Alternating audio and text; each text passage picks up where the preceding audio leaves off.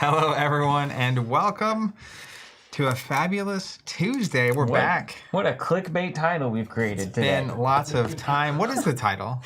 Has the Flesh and Blood TCG made it? Ooh, interesting. You know what is also notable about today? We're discussing the health of the Flesh and Blood TCG. One of the two? It might change to that after the fact or before the fact. Well, what do you think? Throw Bryce a little sizzle? Spoke in the, what is it? Stick in the spokes there? Well, we have a lot to discuss on that front. Before we get there, just a couple of things. Make sure everything sounds and looks good. Made some changes, of course, because it is not a static environment ever around this freaking place. It's not a stream if something hasn't changed since yesterday. We've also got, I just want to welcome everybody. Hey, how are you? It's good. We will not be getting into a vitriolic conversation today, so if you're looking forward to yelling at clouds and those kinds of things, that's not it. And old people complaining. No, we're way too old now. We're gonna do one of those things. We're mature. We're gonna have a lot of great conversations wherein we listen to each other's points and then don't get emotionally compromised. Take time to thoughtfully consider and respond. That's right. Something just hit the screen that was wild. The other thing too. Did you see that? Yeah, we got Yoji showing up out of nowhere. No. It wasn't even Yoji. It was like this yellow box with like different languages on it. When I loaded up Premiere Pro, it had a second of like red. Oh, nice. Okay. I just looked over and like the screen, you know, like when clearly you're being infected by malware on like a movie. Oh, yeah. That's what it looked like for a second. Yes, on a movie. Certainly never experienced that.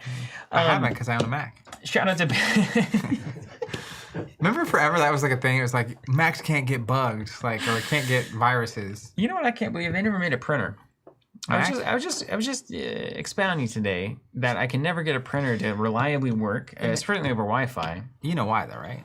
Because it would not work reliably over Wi-Fi because their Wi-Fi products were absolute garbage.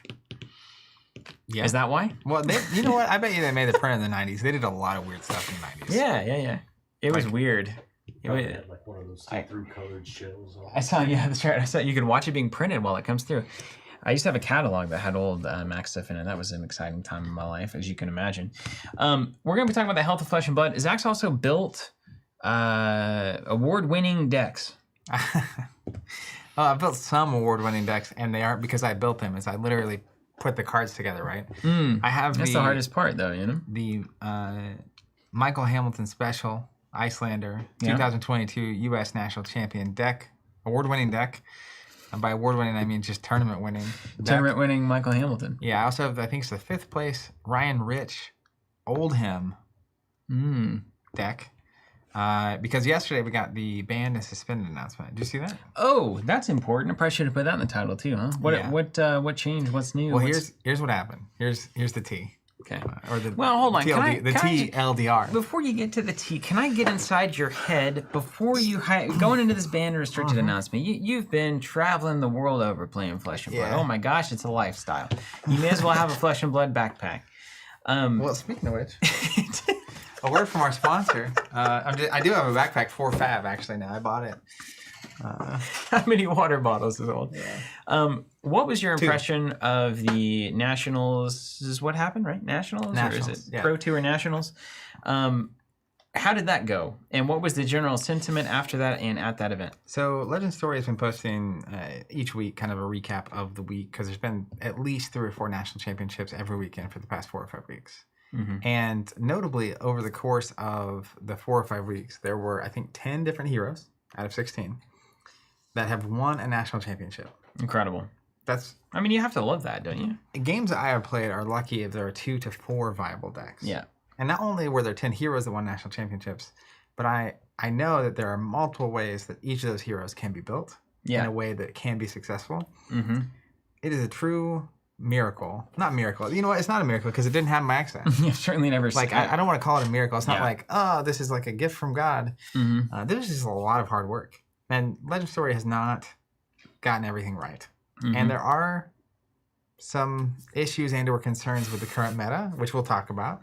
But the fact that there are 10 heroes that someone took to a national championship in the past month and won is insanity. I mean, and maybe even thinking about that in a different context of I guess I'll do my favorite thing, which is talk about something that I know nothing about, as if I did. But I have to imagine... It's a daily experience. I have to imagine... Hey, man, philosophy, baby. They call that the what, Dunning-Kruger effect? Dunning-Kruger, yes, except I'm aware of my ignorance, but I proceed anyway, which makes it not Dunning-Kruger. It makes it entertaining. That's right. It makes it a show. It makes it YouTube content. It's like me... Dude, yesterday we streamed the X-Men stuff for Champions. I know this is a sidebar. I fell into a YouTube chasm last night about Cyclops. Really? Is it because you were watching your performance on the stream back? No, it just... Having a drink? Someone on Discord commented about the difference between Cyclops and Captain America. Yeah. And I was like, I'm just going to... Well, one of them shoots lasers out of it. That's pretty different. Yeah, they're very different. Yeah. They're very different. But I just started like watching videos. I was like, what? Like... How long were those videos? Were they 4-hour live streams? No, they were 5 to 10 minutes, and I was watching them back to back to back to back to back to back. And all right, let me take some notes here. Yeah, I loved Cyclops from the 90s cartoon, and partially because of video games, and like everyone in my family had a character that they liked, and you have like the collectible cards. And like, you know, you're never getting the Wolverine card because someone else took it or whatever. Anyways, yeah, you lived in a land of brothers, though. Yeah, and you were always third born. Short videos. Yeah, you got that note? Understood. You want me to take in my notebook? No, too? yeah, I got it. Anyways, I love Cyclops even more. Even more. Comic Cyclops is the boss. Okay. He's just awesome for every reason. We'll come back to that next Monday if you want to see that conversation on Marvel Mondays. But maybe we should compare this to in Super Smash Brothers. Street Fighter, these classic, essentially choose a hero and fight each other games.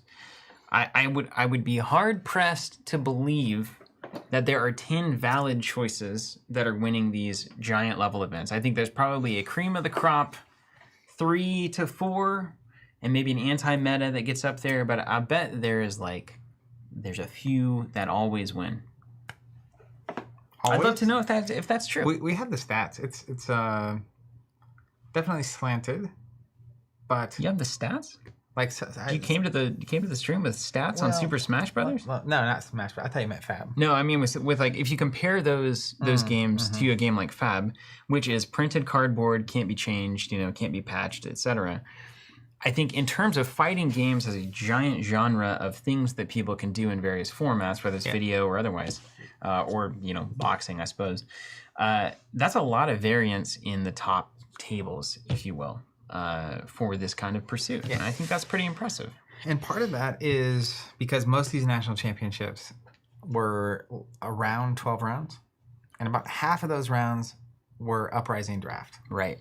So while these heroes are winning these tournaments, usually it depends on the national championship. Like in the U.S., I think there were 14 rounds, and you had to go X and 3 to make top 8. There were a couple X and 3s that didn't make top 8. Yeah. 2 of 9th and 10th literally are on the Wolfpack. It was pretty devastating. Brian started 7-0 on day 1 and then ended up X and 3 and 10th or something. It was bad. Anyways,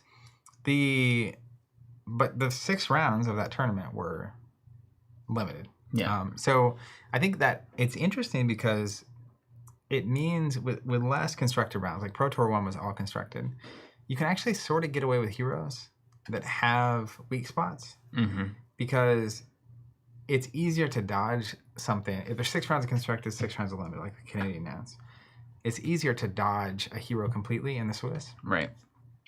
So maybe you lose to this match, as an example. I think one of the most slanted matches in the meta right now is Dromai versus Viserai. I think I could win that game most of the time as Viserai at starting 25 health. Okay, that's pretty slanted. Just to a degree of slant. I was playing against, I think it was Justin, who I played many times, not Justin Salmon. And there was a point in the game where it was I was 36, and he was at 8 health. And it wasn't because he was doing anything wrong. It's just that bad. It's like Oldham Prism math. Yeah, it's just bad. Yeah. But if you're a Dromai, it's I think US Nats 9-10% of the field was Viserai. 6-7 rounds of constructed. What are the odds you're going to see? What are the odds? You might see one. Okay, you lose that game. Fine, whatever. That's a good point. But yeah, the split format I think does affect that, and it means we saw Reinar win the Malaysian national championship, I think. Yeah, it was awesome. And a great interview was done after the fact, too. Super well produced. Remember, I linked you that. 1-2 juice? 1-2 punch? 1-2 juice. 1-2 juice? 1-2 gaming? I think it was 1-2. All right, 1-2 juice. We'll say it. In that example, I don't know if it's true or not, but Reinar, a hero that is has highs and lows. Mm-hmm. So the less rounds of constructed you have, the easier it is to just see the highs and go on the hot streak. lows. Yeah. Also saw an Azalea made top 8 somewhere. Yeah. Did you? Yeah, in Poland. And there were 8 players though, if you didn't know. A young. Just kidding. And I think it was New Zealand. A young Prism. You knew that was a flex, right? Was actually in contention at the end. I don't know that they made top 8, but I think it was like close to making top 8 with young Prism. That's fantastic. Half the rounds are limited, and then the other half is like if you get paired into Oldhim, it's maybe that slanted. That's awesome. Yeah, pretty wild. So, anyways, from a meta perspective, that's pretty healthy compared to most games I've ever played, which is really wild. Yeah. So was the sentiment then going out of nationals? Everybody's had their cake and went out to their dinner or whatever. Is the sentiment basically obviously Michael Hamilton is some kind of god, and then secondarily we need changes now, or like, hey, we could float on this for a little while. Like there's still a lot of pockets to explore. My expectation for constructed going into the banned and restricted was mild to no changes. Okay. Because there's going to be a king of the hill. Mm-hmm. There just always is. There's always the best deck. And I know sometimes the best deck can be frustrating and people want to see that deck, get knocked down a little bit. And I do feel like actually Viserai in Constructed has been hit with this a couple times where there are moments where he's the best deck, mm-hmm. and then no, we're gonna take this thing away from you, and then he's suddenly not the best deck. But if there are 10 national champions, there's hardly there's a best deck, case closed mentality. Yeah, but you do still have the data of what heroes make day 2, what heroes make top 8, how do they make the cut compared to how many were represented? Are there heroes that are overwhelmingly making the cut? And there's also, think back to like the Starvo time frame. That was obviously the best deck. Yeah, and that was one that didn't get hit at all. It just it ran wild until it was. I mean, it got hit by Awakening. They got rid of Awakening, remember? Which is thank goodness, and Autumn's Touch, wasn't it? Yeah, temporarily. And now it's back. But there's that data to consider. But, so the sentiment was not like the Starvo days, where it was like we have found a problem and things need to go. So what did the ban and restricted announcement do? What did they do? It banned Pulse of Eisenloft. Oh, that's the double. That's the blue D-React that is Ice Earth. Ice Earth, yeah. Which is the Oldhim reaction. Yeah, I remember. I hate this card. Yeah. And so, interestingly, of all the things you could do, a lot of people were hoping to see like Crown of Seeds get suspended. Yeah. Because in Oldhim, exceptionally good. In Briar, it's a fair card, actually. So suspended is a nice way to temporarily remove it for the time being or whatever. And there were all kinds of other things. People were wanting Plunder Run to come back. People were wanting, what was the other one that was pretty common? Oh, anything about Icelander. Getting, just, this doesn't really mess with Icelander so much. But, so this is a card that really only gets run by Oldhim. And talking to Oldhim players, which I know a few, it's like it knocks some percentage points off, but nowhere near enough for him not to be playable. Right. Or not to be a valid choice. This is the like YOLO card, right? And the reason is that if you have this with Oakenold, it allows you with a 3-card hand or like Oakenold and Arsenal with a 2-card hand, pitch a blue, play Oakenold, fuse with this. Yeah. Which is very efficient. No, that's right? Yeah, the downside of this card is that you need to double fuse. It also is just like perfect for Oldhim, right? You can use Oldhim's ability with this one card. The opponent has to put a card on top of the deck and prevent 2. And a lot of times the macro strategy of Oldhim is get this on the bottom of your deck, and then as soon as you do, you want to get the Oakenold as close to on the pitch stack as you can. Then Crown of Seeds lets you filter through your deck very quickly to eventually get back to a pitch stack that is this in hand, Oakenold fused, 3 turns in a row. Right. Yeah. Which, when you're Oldhim and you can just slow the game down, that's pretty good. You get to the second stack, and then most people, like I've seen it happen so much where second cycle's happening, And it may not be every turn, but it's like every other turn is an open old fuse. Yeah. And they're just holding onto the pulse in hand. Yeah. And it's like, oh, you got lucky, like saw the 3. It's like, this is this is planned. Sometimes it happens cycle 1. Mm-hmm. Just kind of randomly, yeah. So it's actually like, I saw someone on Twitter, I think it was Tarek, was saying this, that it's this particular ban was a surgical hit that like takes some points away but doesn't make him unplayable. And otherwise, I mean, I think it's pretty known, just looking at the data, that the triangle right now is Oldhim, Icelander, and Fi. And then there are decks outside of that in the tier 2 category. Punch one of them. That can like beat 2 of them pretty reliably, and one of them is kind of bad. Mm-hmm. And so if you think 2 of the 3 are going to be more, you could make an off choice. Yeah, not terrible. It's even little stuff. Going into Pro Tour 2, the Oldhims I was testing against were very good into Briar, because Briar was expected to be like the best deck. And then now, Oldhims are having to figure out how to beat Icelander, Oldhim Mirrors, and Fi. And so they can't run as many of the specifically good into Briar tools, but the tools are there. Yeah. So if I'm playing Briar, it's like, well, maybe I think I have a good Oldhim match as long as they're not out to get me. And if they're not out to get, as long as they can make it to the later rounds of the tournament, they're not going to be out to get me. Right. And all this is really interesting because, like, this is the ban restricted announcement prior to Worlds. And there's Worlds and a call in at Worlds. Otherwise, from a competitive standpoint, it's not like there's a ton of events lined up right now. Yeah. So let me tell you something that I find quite fascinating in all of this, is that if we're framing this as, you know, as Flesh and Blood made it, generally the health of the game, there's the side that you're talking about, right? Which is a very dedicated group of some amount of people. Yeah, the meta side. Who can understand everything that you just said. I think common wisdom, and maybe this is not to be taken for granted that it's always the case, but you hear the refrain a million times over that casual play and non-competitive play is kind of the main driver of a game's success. Everyone always mentions Commander format and Magic and these kinds of things, these more casual formats being the driving. So while the competitive meta might be quite healthy, it seems like the ban and restricted is a nice feather touch that they seem to do with these. That's kind of fun, where you never quite guess what it is, but once it's done, it's like, weird, but probably effective. They didn't like turn the table on the game completely. No. They just made a little tweak. Which a lot of times these banned and restricted or just banned lists come out and just do that. They're just like, here's these 7 combos you guys were using, just like, blah, they're all gone. Like, we don't like them. We got the Living Legend up and running. And all of this is very relevant to people who are particularly traveling around and going to these bigger events and trying to do well and, and just kind of engaging in that side of the game. But if we do agree with the assumption that, let's say at least half of the player base is not interested in doing that, and they might play at their local store once a week, once a month, they might play at their house, they might just play online, these kinds of things.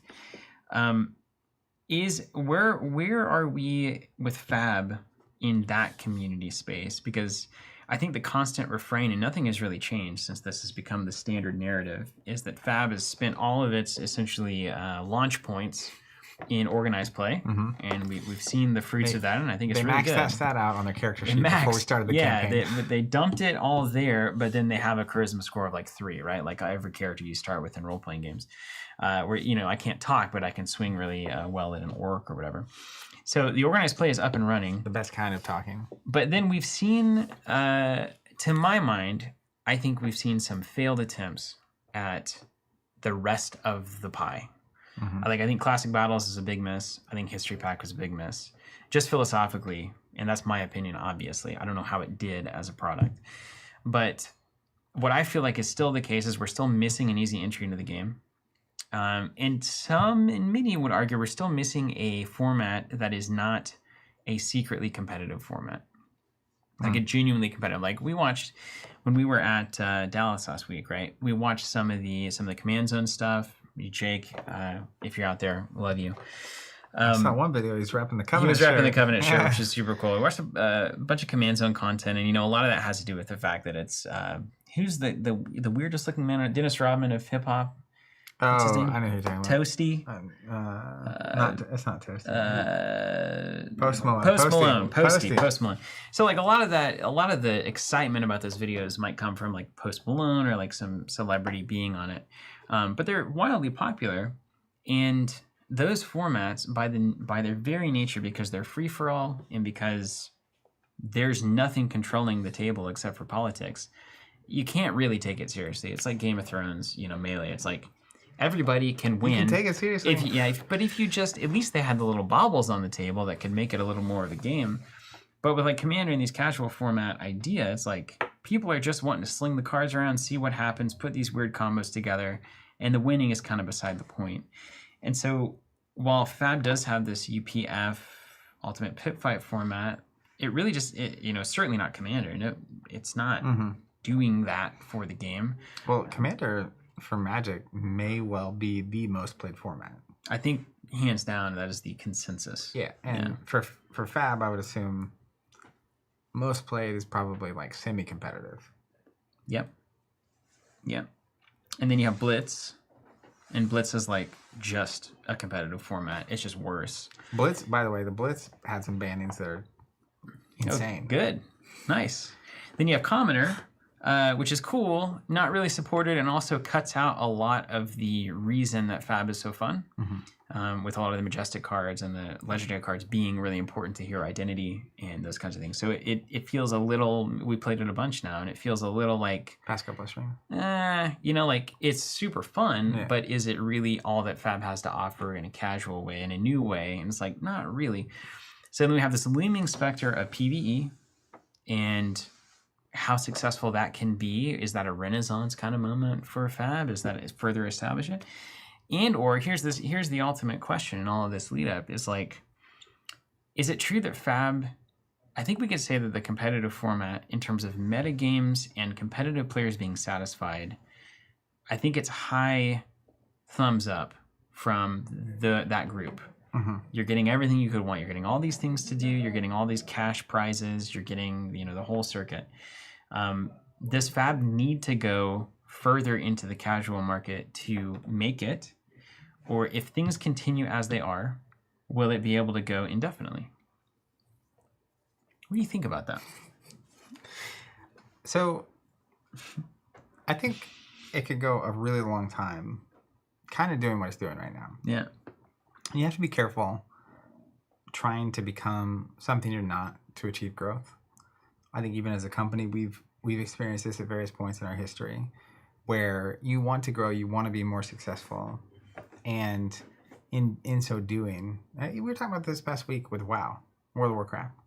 Comes out wildly successful for years, and it's still wildly successful. So not as wildly, but it is. I think it is. I mean, in terms of money in, money out, I'm sure it's by our standards wildly successful. Yeah, that's true. Uncomfortably successful. Yeah. So what happens though over time with WoW? Correct me if I'm wrong. I'm speaking like you, out of my depth. I'll help. Yeah.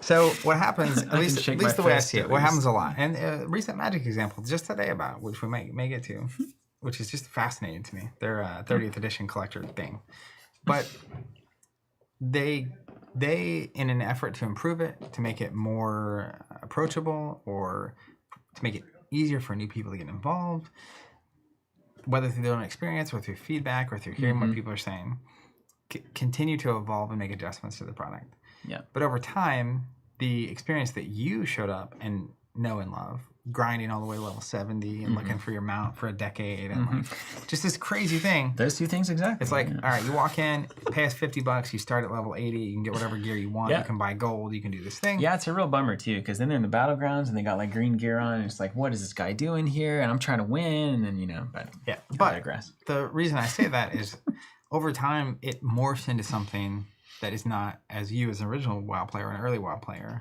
actually want or enjoy, and then all of a sudden you lose interest, and they do that in the name of growth and getting new people in. Correct. But growth only happens if more people are entering the building than leaving. Yeah. So if you're making changes to whatever you're doing and people start leaving as fast or faster than they're showing up, then you actually don't have growth. And there's ways to grow from a revenue standpoint that don't grow from a player community standpoint. Yeah, like $1,000 30th anniversary packs. Yeah, and who knows? I mean, that's a good way. I've had a lot of thoughts this morning about it. If you're not aware, you can buy at some point soon directly from Wizards of the Coast for $1,000. I think 4 booster packs of cards that are marked 30th anniversary with an alternate back that aren't tournament legal, but give you the experience of opening a Black Lotus if you happen to hit that card. I guess. I don't get it. I don't know who would pay $1,000 for it, but apparently they will. Oh, people will, and it'll be. I can't fault Wizards. Anytime I've said that, I've always been surprised. For the cash machine going burr, right? You just hit print. Like if we could do a set of 5 tokens that someone would buy for $1,000 and a lot of people would buy them, would you fault us for printing the 5 tokens? I mean, we wouldn't, I guess, but like maybe we would. Maybe we would. All right, question of the day. Maybe we'll do that X-Men board, and it'll be a $1,000 X-Men board, printing 100. You know what we should do? The better version of that would be take our standard board that's compatible with Marvel Champions, change the color, and then say you can't use it in the actual game. Well, it's just like with Magic, it's like they're printing old cards. They're not even doing art. It's literally just like, let's just take this design we have and change the color and be like, all right, here's a limited edition.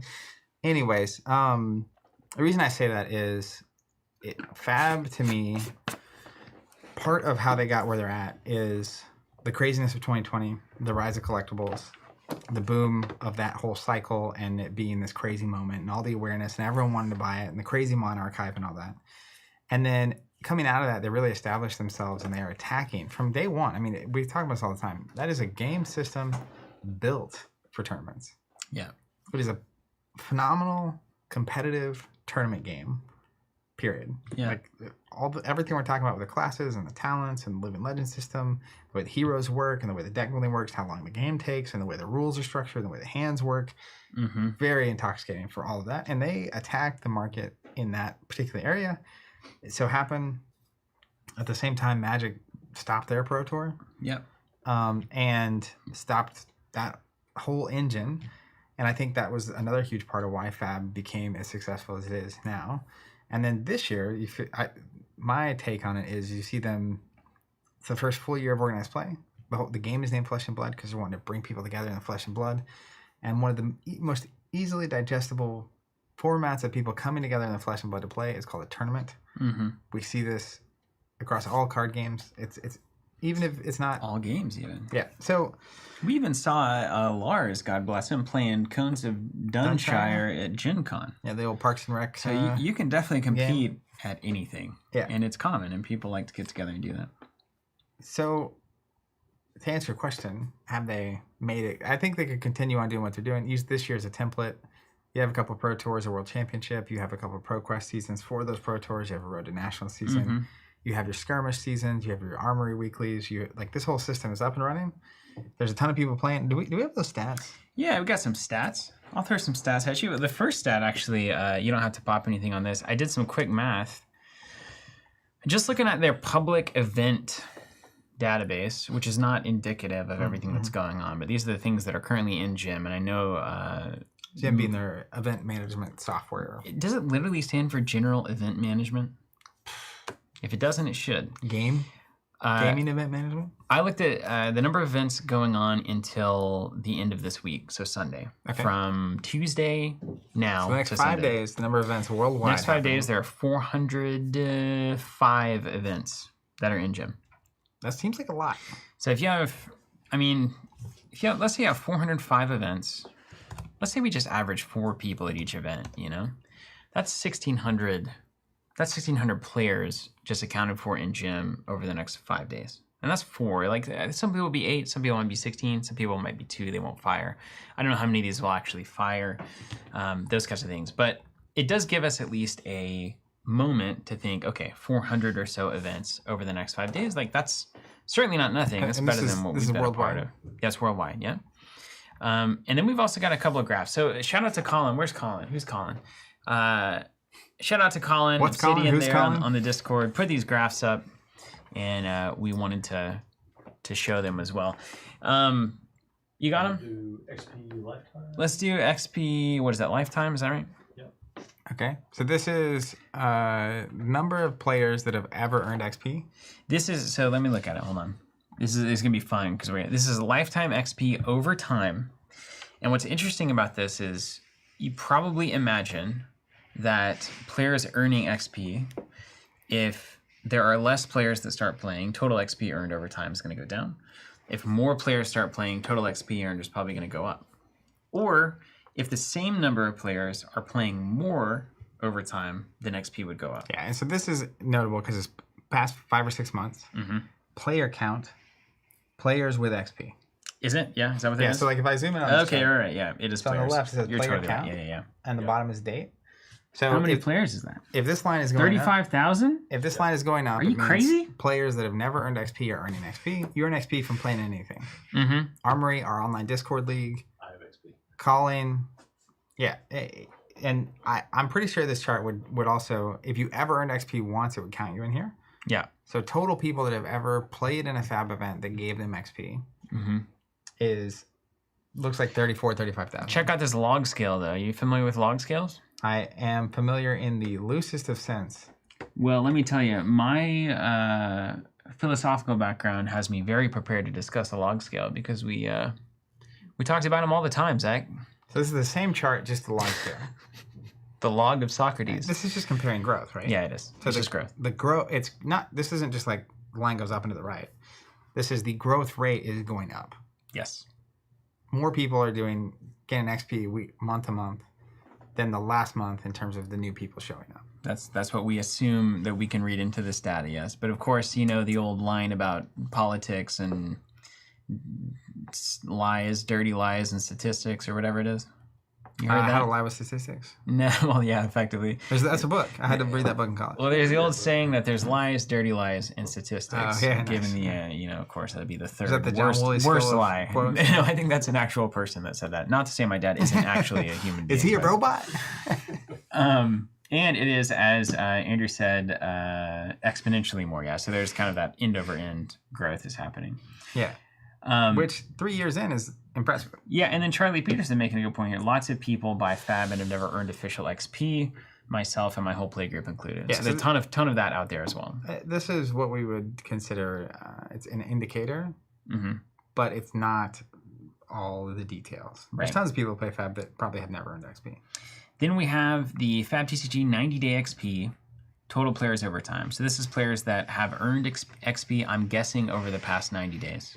Okay, and this would give you an active... But I came into this kind of like having no real information aside from looking at that graph. Yeah, so this is... Saw it on Instagram. Over the past 90-day period, how many players have gained XP, which tells you active number of people participating in XP-generating tournaments or events. Yeah, so you might assume that that's a good sign, huh? Yeah, so as you can tell, it's growing in general, and that number is like over 15,000. So there's over 15,000 people in the past 90 days that have earned XP, and it's obviously been growing pretty consistently. There's a drop off there. Apparently, those drops are all tied to like set comes out, pre-releases, sealed, sure, yeah, and then after a couple weeks, it goes down, and then you have growth all the way to the next set, and then drop and over and over again. Yeah, I think we see that actually in the log. Have you seen the log of this one as well? So this is actually looking at a subsection. This is a month. This is from 9/4 to essentially to 10/4. So the past month, September to October, September 4th through October 4th. And so this log is basically showing what? That we see a drop in the middle of September. Was that because we were riding a high of like pre-release and stuff? I can't keep up with why that would be. When did the last set? This is September. When was the last set? Uprising. September. No, way long ago. Was it? The upcoming set is right. It's November. It's one of those. So it would have been like July, right? Really? That's the last set was July? Maybe June, late June. Because we went drafting with it. Right? Well, why is this dropping so hard? So remember we went to Vegas in June. Yeah, I do remember that. They had the world premiere. My gosh, they got to put out more sets. And they need to stop this stupid non-draftable business. It is wrong. Listen. I'm willing to say it. Well, here's what I have come to a conclusion. Here's what they should do. Here's my dream Fab reality. Yeah. 3 core sets a year. As Road to Nationals is probably what this reflects. Yeah. Road to Nat season. That checks out. Effectively. Which is cool. So like you see that those seasons actually make a big difference. Well, it makes a difference in the XP earners. Yeah. Which there's a lot of topics here to talk about. But so you have what was it before that? I got lost in a train there. Yeah, it's because I'm just spitting so much fact over here. You can't keep up. So I said it was wrong to have a booster set that you cannot do limited with. If it were me making the decisions, I would have 3 sets a year, every 4 months, that are sealed draft capable. Mm-hmm. And that gives you, if you do 3 to 4 heroes a set, 9 to 12 classes can get new cards in those sets per year. Okay. Right now, I think we're at 9 classes technically. So you could cover every class every year. You don't have to have this 3 in a row to Runeblade nonsense. Mm-hmm. I wouldn't be upset about it, but I'm just saying you don't have to do it. Anyways, and then you have 1 or 2 supplemental sets a year. Smaller. All classes get cards, constructed focus. And I would do them strategically timed. So like a month before the World Championship. Mm-hmm. Blitz and constructed are going to get shaken up. It's a smaller set. Don't, like, if you're just hanging 60 cards. How many 50 cards, 40 could be 100, cards. Could be 5. Yeah. We'll do whatever you want. Could be randomized boosters. It really doesn't matter. But if you want to shake up constructed and give everyone cards, do it and make sure it happens a month before Worlds. Okay. Every time. All right, yeah, that's fair. Or you have like right before a major season that you're wanting to be constructed focused. So maybe it's Pro Quest for the Pro Tour and Road to Nationals, and you can drop it then. But yeah, I think non-draftable sets are just crazy. And then Colin correctly saying it's not Road to Nats, it's the actual pre-release events. Apparently, was that logarithmic piece. That's actually pre-release. Interesting. Yeah. And then saying if anyone wants the links to the actual spreadsheet, join the TC Discord. Ask in the Flesh and Blood channel. Colin, always the best. So the thing I want to talk about though is, like, again, we're only talking about XP earners. This does not factor in what we would call like kitchen table play. And Peter also saying it wouldn't account for new players playing in events that aren't earning XP because they're losing, which of course happens all the time. If you're not earning XP if it's your first event and you just get trounced. That's right. So it's not accounting for you in that system, in that graph. So I think the system, it probably has enough momentum, enough players, they could keep doing this for a long time. And that would be reasonable and fine. We know they're working on a PvE. Mm-hmm. I think PvE might be nothing, or it could be revolutionary. It's such a beautiful split you have at that point. Yeah. I would like to really, this has been on my mind for a while now, and there's been internal dialogue about it. I think Bryce and I have talked about it some, but like, I don't want to necessarily be the old man in the room on this because, compared to many people watching, I'm probably a little bit younger. You know what, David? I have found more and more at these events. I used to always feel like the young person in the room. You're a dinosaur now, aren't you? I am not young anymore. Yeah. I'm not old. Yeah, but you're a dinosaur, though. But, like, I'm at the point where it's about a 50-50 shot my opponent's going to be younger than me. All right. Hey, that's good. Yeah, halfway through. Okay, so here's the deal. Let me put a thesis out there, and then you can deconstruct it as you like. I think the assumption about casual play having anything to do with publishers' organized play is maybe completely false. In the grand scheme of the world, all you need to do is establish the official and professional way, or the official way, to play your game, right? Whenever I release the rules for football, what our across the pond friends would call soccer, of course. I know I did that backwards. I don't need to, as the soccer federation, I don't come in and say, listen, if you're going to play a casual league of our game, no more shit less than the exactly. Here are the different rules you need to abide by, or you're going to do it, but you can't have cleats on because that's too competitive, right? Too professional. That just doesn't really exist, right? It's kind of a unique thing in the microcosm of tabletop games that has taken hold with this kind of mythos around casual play needing official and professional support. Well, but back in our day, Zach, there was booster boxes, there was Worlds tournaments, maybe, if you wanted to, and then there was the ability for you to turn in the little squares on the back of your packs for special posters and stuff. Yeah, there was. Which was really cool. And then there was you and I doing whatever we wanted. Yeah. And Will doing whatever we wanted, and us going and meeting at the movie barn and doing literally whatever we wanted. You can't play Dark Side today. You can't play it. And it had no official sanction whatsoever. And we played casually, kitchen table, whatever you want to call it, and had the best time of our lives. We played at school. So is it true then that what Fab should do is focus on making the best competitive product that they can, keep making tantalizing, beautiful cards that work well, that are very tightly balanced at a high level, provide an organized play circuit that makes the people interested in going to the tippy top of this game, gives them something to do and a pathway to do that, gives them effectively a marketing lever to say to all these other tabletop game players, hey, I know you're like messing around with Pokemon and stuff over here and like searching your deck 25 times every game, but if you want to actually compete at a very fulfilling and rewarding high level of competitive play with cards, come on over to Flesh and Blood. That is what we're about. And then meantime, anyone who's not interested in that but loves Flesh and Blood and loves the characters and whatnot can do literally whatever they want. Is that too old-fashioned? Am I being disrespectful to casual players when I say that? I don't think you're being disrespectful. I think the idea, even just the concept of we need an officially supported casual format is immediately self-defeating for me.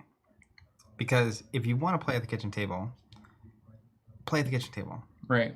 You don't need a referee at the kitchen table. Yeah, and right? you don't need, in my opinion, you don't need prizes, you don't need incentives. And the moment you incentivize, it is no longer a kitchen table. That's right. By definition, is if there's a shiny, look at the Taylor promo card that you can get from the cosplay costumes cosplay contest at these big events. Beautiful card. As a collector, she's making Fandel Spring Tunic. Yeah, she is. Love it. I would love to have this card. Well, you can dress as Bravo. It's a multi-$1,000 card because there's like 2 or 3 per big event that gets given out. Yeah. They're very rare, which is a cool thing to do. And it makes the cosplay contest pretty competitive. There was someone as the is it Frightmare? Is that card? Yeah, the horse. I cannot believe they did not win the competition. It is if that was you, it's really nuts. I cannot believe you didn't win. It just blows my mind. But As that? I'm telling you, it was awesome. There was someone that had the entire null rune get up and had like light effects and stuff that happened. Wow, it was really cool. They won, which is also cool. It was cool, and they tied with someone. I don't remember the other one, but all that to say. The moment you incentivize, like the cosplay is a little different, but if there's an incentive, the competition enters the fray, right? This Taylor card is not playable and competitive.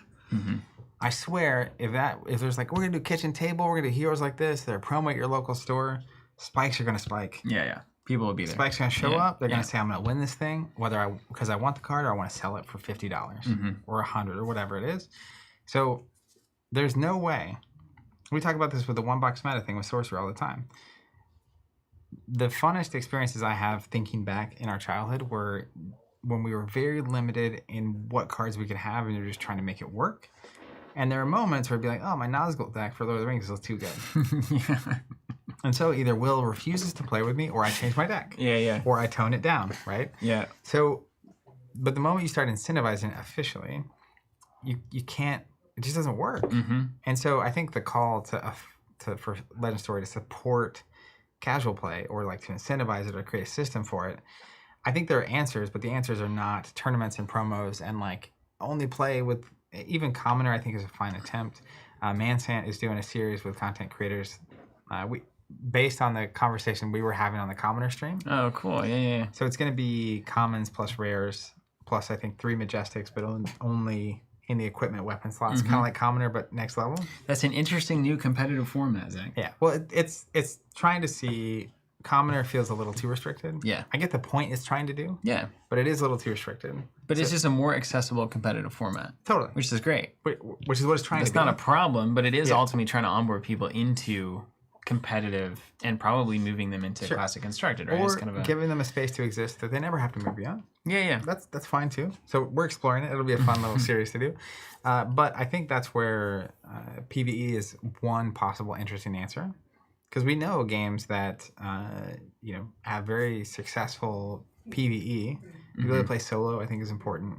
co-op, there's certain people that just don't like the friction of heads-up gameplay. And the game is designed very well for that kind of setup, just from an RPG style perspective. Choose a hero, choose your equipment. You can even have scenarios where if you win, you get this crazy sword, and like one of us gets to use this awesome sword as part of the story. So I can imagine how they could do that. Yeah. And that can be officially supported by product releases. Yeah. Like, oh, here's a new scenario pack for you to play against this PvE. Suddenly there's a use for all the cards that, like a secondary use that's not just, how do I maximize the value of this for constructed? Yeah. It's like, there are cards, even Keyforge has the same thing with the scenarios. It's like there are decks that are not good in competitive Keyforge that might be exactly what you want for the PvE scenario. But I think the other primary example here, right? Look at the Commander format for Magic. A lot of people say it's the format to save the game. And somebody commented, made it as successful as today. It was Peter said earlier, it took 15 years for Commander to go from, what was it called? Eldritch, something rather, EDH? To go from that to the Commander we know now, and very popular and whatnot. It was just kind of it was a casual thing that happened at conventions for the longest time. And it was community created. Mm-hmm. And as far as I know now, is like the most popular way to play the game. Yeah. And then, of course, once it became popular enough, was like, let's make products. Let's make money. Work for this. But the point being, it took 15 years. I mean, we're not even. Where are we with Fab? How long has this been going? 5? No, 3. 3 years. 2019. we first played it early 2020. So it took 5 units of the amount of Fab that we've currently experienced before Commander became a thing from its inception. Yeah, and I think honestly, scale's immense there. We need to examine the history of Magic in this way. But when Magic first came out, there weren't tournaments. The only way to play it was however you wanted to play it, and with the people you were playing with. You're supposed to do that little bid off the top of the deck. Mm-hmm. You weren't supposed to be attached to those cards. See. And then eventually tournaments anywhere all the way up. It just a cycle happens. But I still think the vast majority of people the entire time in Magic history aren't competitive people or competitive players. Yeah, they may want to be or attempt to be, but I think most people playing Friday Night Magic, doing drafts, hanging out, building a collection, playing whatever they want to play, and that's always one of the other. Fab did the opposite of what I would think would be successful. Like for years, we were saying Magic is not successful because of the tournaments. They can host the tournaments because they were already successful. Yeah. And the tournaments are a fine promotional marketing thing and a way to get people together and a way to stream and display the game. And people can create all kinds of content about the best decks and the best efficiencies and their journey all the way to the top or that whole thing, right? The whole ecosystem. But Fab started and said...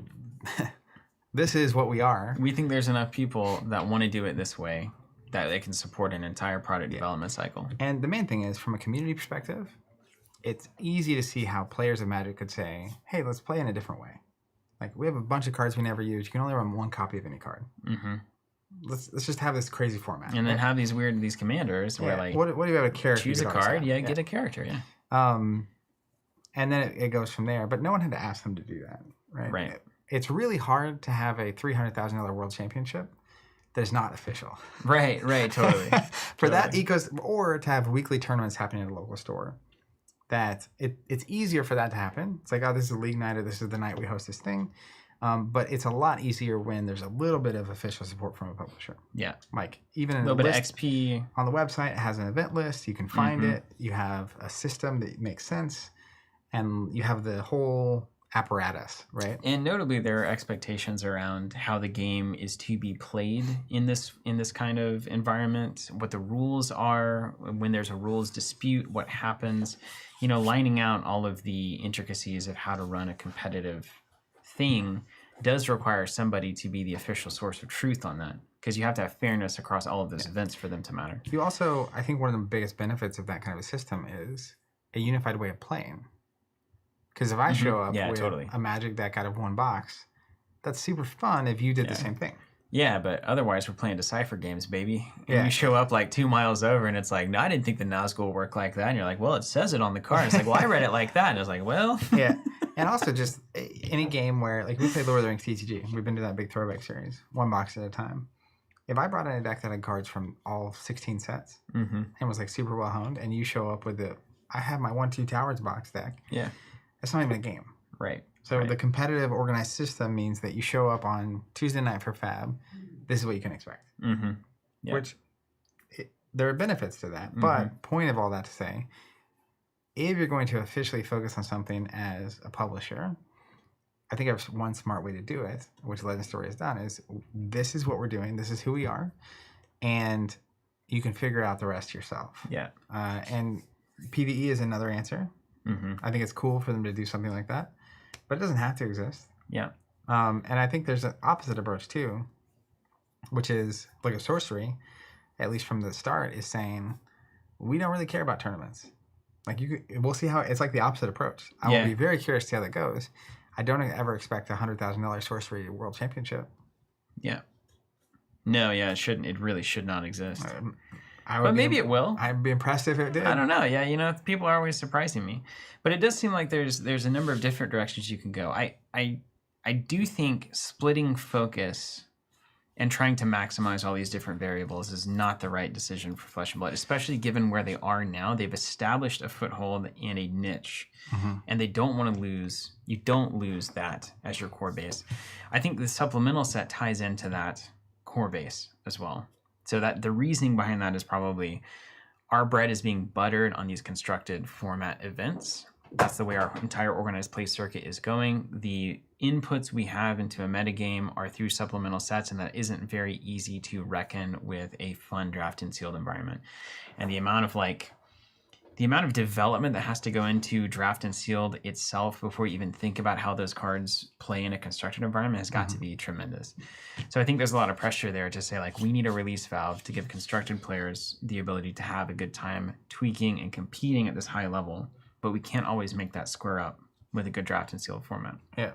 At the same time, by removing a draft and sealed format from your booster box, you're actually just removing the easiest way for casual players to do what they've always done, which is just open product and play with it. Or for new players at any stage to participate. Yeah. So that to me is like kind of the fundamental question that the bridge that has to be crossed for Flesh and Blood. Now, if you release that PvE format and it is phenomenal, then you kind of immediately you can almost split the company in two different development teams, right? Yeah. You think about this, and you can have those supplement sets that the PvE players want to buy because they want new gear for their PvE set. I'd probably play that way more than the PvP version. But then you also got, obviously, the 1v1 people want that. And then sometimes your PvE players on a draft and sealed set jump in and play some draft and sealed. Like, hey, let's have a good time with that. So if you think, maybe the whole system getting developed will be kind of the final volley in laying down that sustainable framework that can continue more or less indefinitely. But I don't know if I agree with you that it can go indefinitely in its current state. I think if you continue to release constructed set, limited set, constructed set, limited set, and you keep doing big prizes and you keep doing cash, the thing is, like, that cash outlay is going to stay static. And I don't know that a player base over the next 10 years of just that is going to continue to grow. Now, maybe it would. I mean, that's your thesis, right? But I think where previous games that we played don't have this concern, they have an FFG World Championship. It doesn't cost them anything really to maintain competitive environments. But when you have a competitive environment that's costing a company millions of dollars, there's a certain, I mean, once that starts going down, it always has the spoils, right? Once it starts not making sense, and then you cut back the prize money, and that cuts back the player base, and then you're done. Yeah, you can't do that. Yeah, so I don't know, it's tough. The reason I think indefinitely might not be the right wording, but I think 10 to 20 years is because of the size of the base as it is now. And we still see new players getting in. Obviously, look at the stats. Like, people are still getting in and playing XP. And so without doing anything, I think you would see slow growth for however long it's going to happen. And then I think eventually you hit decline, like all product life cycles. But I know that the first set, how many boxes of that first set were printed? Like 16,000 or something? Welcome to Wraith? The first edition, first set. I think it's in the high teen thousands. I think it's like 16 or 18,000. Okay. I think Crucible was double at like 36.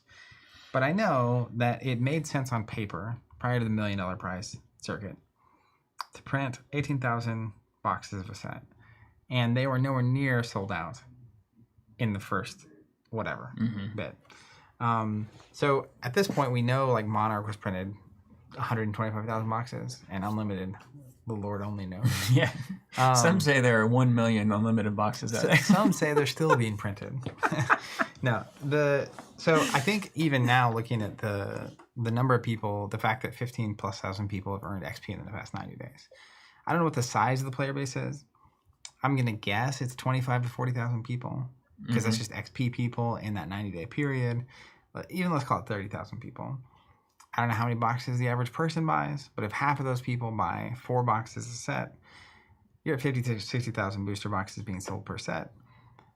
That runs for a long time. You can run that forever. And they could lose 10% of players every year for a while before, because like $1 million, if just running the math on it, I don't know how many boxes they have to sell every year for that to check out.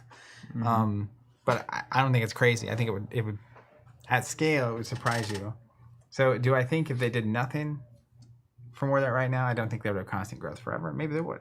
Maybe the industry grows. Maybe the game is just really good. Just a straight line. And like people just keep playing it and enjoying it. And like the Living Legend system really helps things rotate out, and the hero system and the talent system. See, like if I were Fab in that capacity, I would be saying we're going to look at all of these Yu-Gi-Ohs and Pokemon specifically as onboarding mechanisms for our competitive circuit.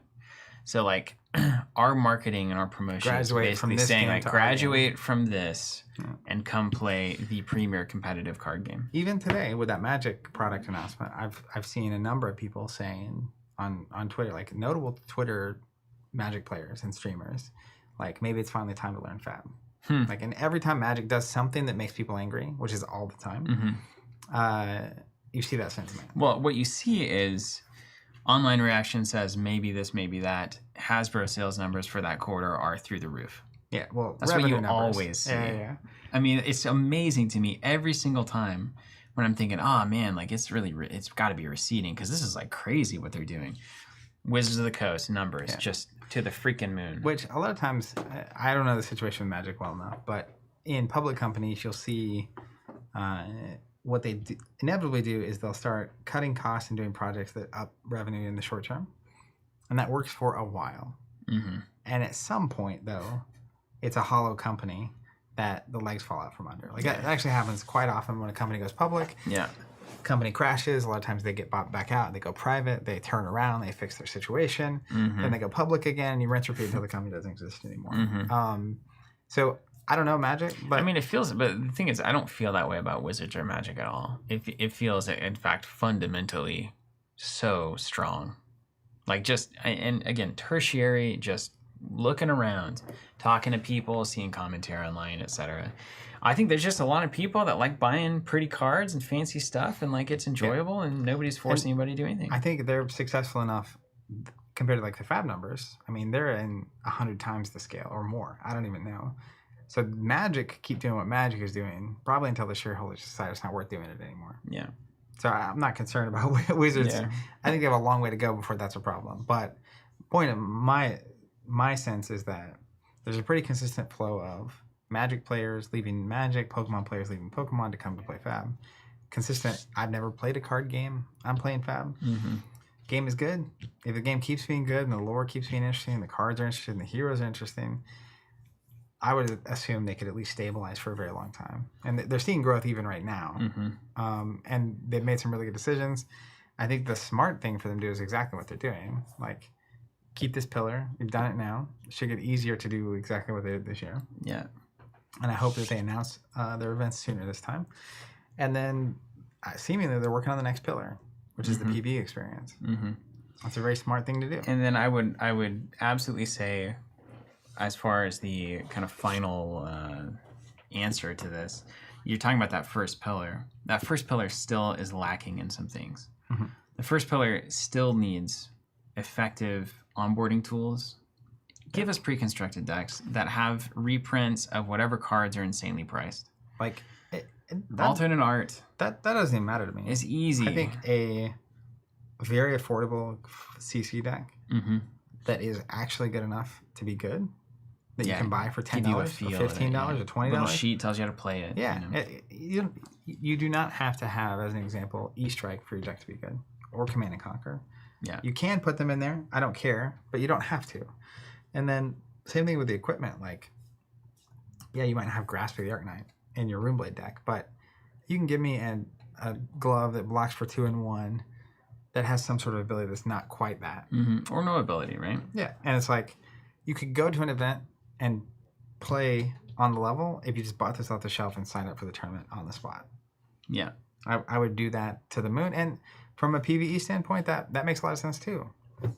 Oh, you've never played Runeblade and you don't want to buy booster boxes, you can pay $15 and get a PvE deck that is also a CC deck that works just straight up. Like, why would you not do that? Yeah, that pillar, that part of the pillar is still lacking. And then the PvE side, I mean, you imagine so many role players and board game and card. I mean, the whole community, the entirety of tabletop gaming can get into a PvE co-op solo card game. Right? We've seen that a million times. It's available to everybody. And that would be a beautiful thing to add as a second pillar, like you're talking about. I think those two things together could go indefinitely and could actually grow and be an actual challenge to some of these top tier things, because Pokemon, Yu-Gi-Oh! Are just not offering those things. Magic, to some degree, probably there's PvE stuff that people have invented, but like if they go really hard and do this, and that's why who was saying this? Somebody was saying that they've been hearing about PvE release here, Russell House. Been talking about PvE release for Fab for a year now, and it's like that was one of two things. Like the first thing that might mean is it's a total rumor and it's never really going to happen. Yeah. The second thing that it could mean is that I think James straight up said it in an interview. It's happening. Yeah. We're working on it, and like they're going big. It's like a whole. That's the thing that I hope it actually means is that like we're devoting like years of R&D and rules development to this. Yeah. And when it comes out, it's going to hopefully revolutionize the people that can start playing this game with the same cards. And if they do those two things together, man, it's incredible. But even if they don't do the PvE thing, I think if they clean up the onboarding and the pre-constructed idea, and they just keep that competitive circuit running and market it as the the grown-up competitive environment that actually allows people your age, our age, dinosaurs that we are, to travel around, meet people, make new friends, and compete at a high level, like I think it could probably go forever. Yeah. And, forever is a long time. Yeah. And a lot of it is also based on... Just needs that onboarding piece. Things you don't have now. General size and health of the industry. Yeah. So, if you just keep doing your thing and it's enjoyable and people are having a good time, and like... I don't know. I haven't played Magic, but at least from the big tournament players that I know that came from Magic, they're absolutely in love with what's happening. And it's not perfect, but just like breath of fresh air, the community... the way the game works, what's happening, like just the function of the system. So I think it's doing well. And a lot of times it's easy to focus in on this balance issue or this thing, but it's kind of impressive. Yeah. Yeah. Hey, we've been stuck in it here. What do you guys think? I mean, I've seen a lot of commentary coming through, which is phenomenal. Also saw Hollis in the chat. Ran into him at Nationals. But has Hollis smashed that like button? I think he's smashed. Is he ringing the bell? Has he rung the bell? That's the question I have for Hollis.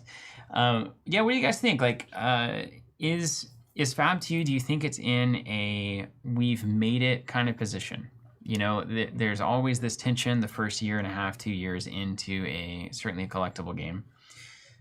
There's always excitement up front for something new, something interesting that we haven't seen before. People get a hold of it, they fall in love with it, and then they either get tired of it or the company makes big mistakes, and people move on to the next big thing. So has Fab broken that cycle, unlike the thousands of collectible games that have tried to do that previously? I would love to know what you think. I'm curious what, if anything, do you hope to see improve or change as we move forward? Yeah. And if I want to, I could scroll up and get a freaking essay from everybody. This is incredible. Mark is saying Fab is going strong, but it shouldn't get complacent. I agree with that. I think it could just hang out in this spot and keep little refinements. That's not how I expect Legend Story to handle themselves, though. Jarek says, let's just run them down. I do think it would be nice to have more products and less undraftable sets.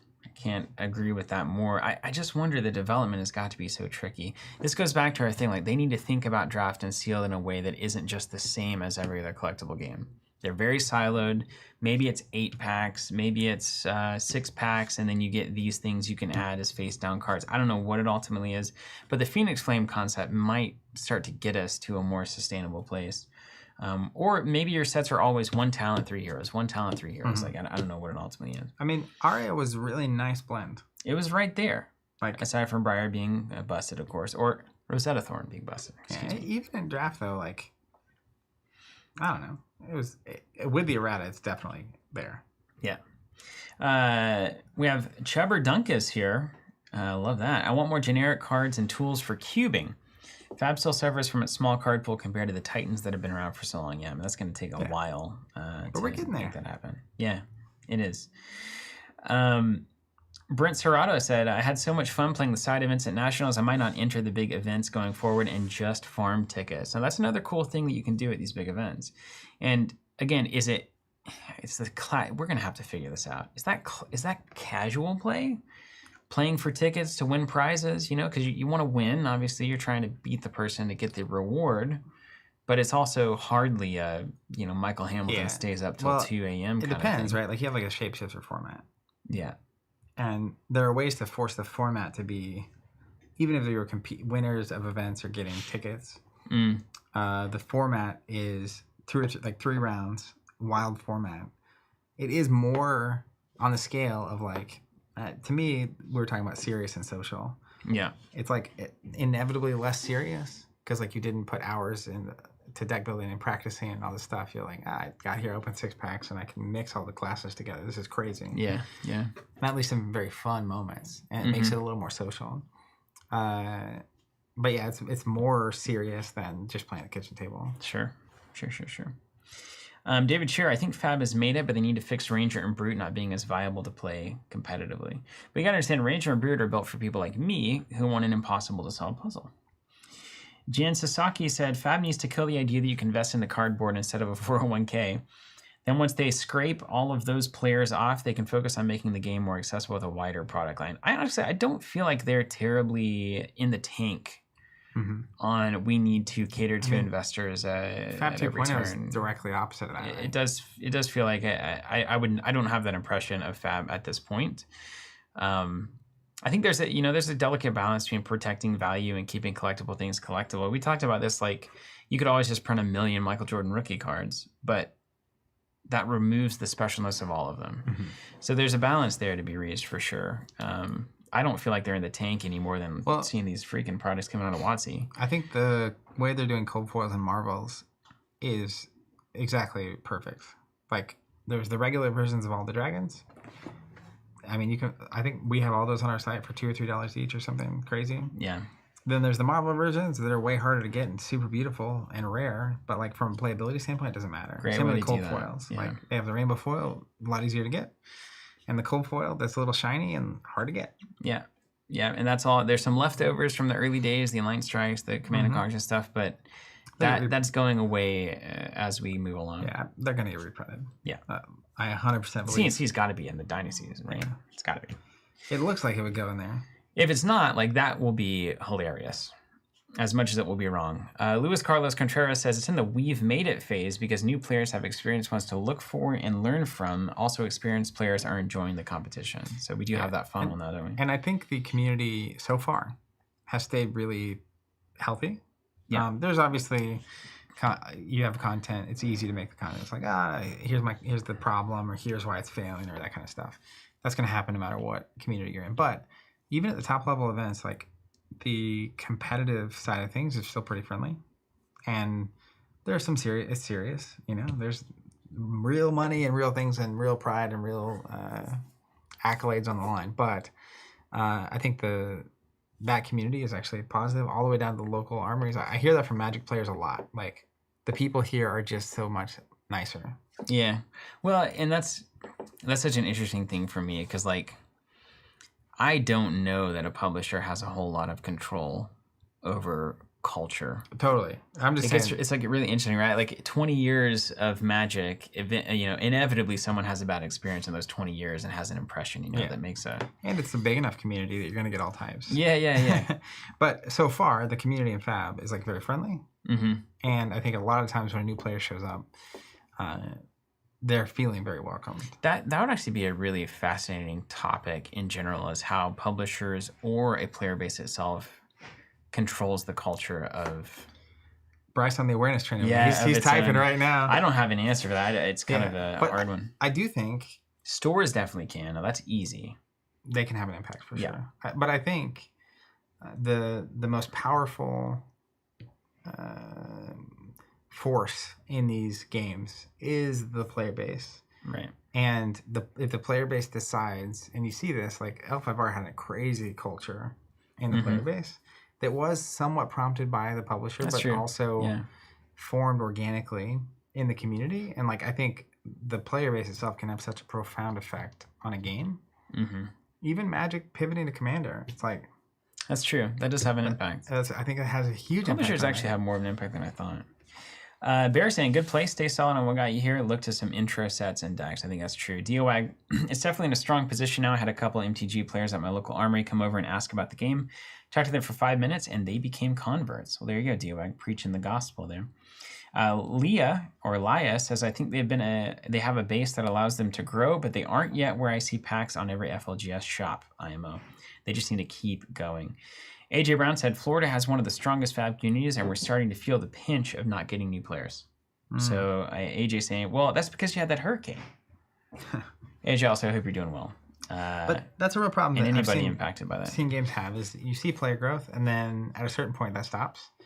And so as people fall off or leave or move or get busy in life, those communities slowly get smaller. And then if that cycle never changes, eventually that community dies.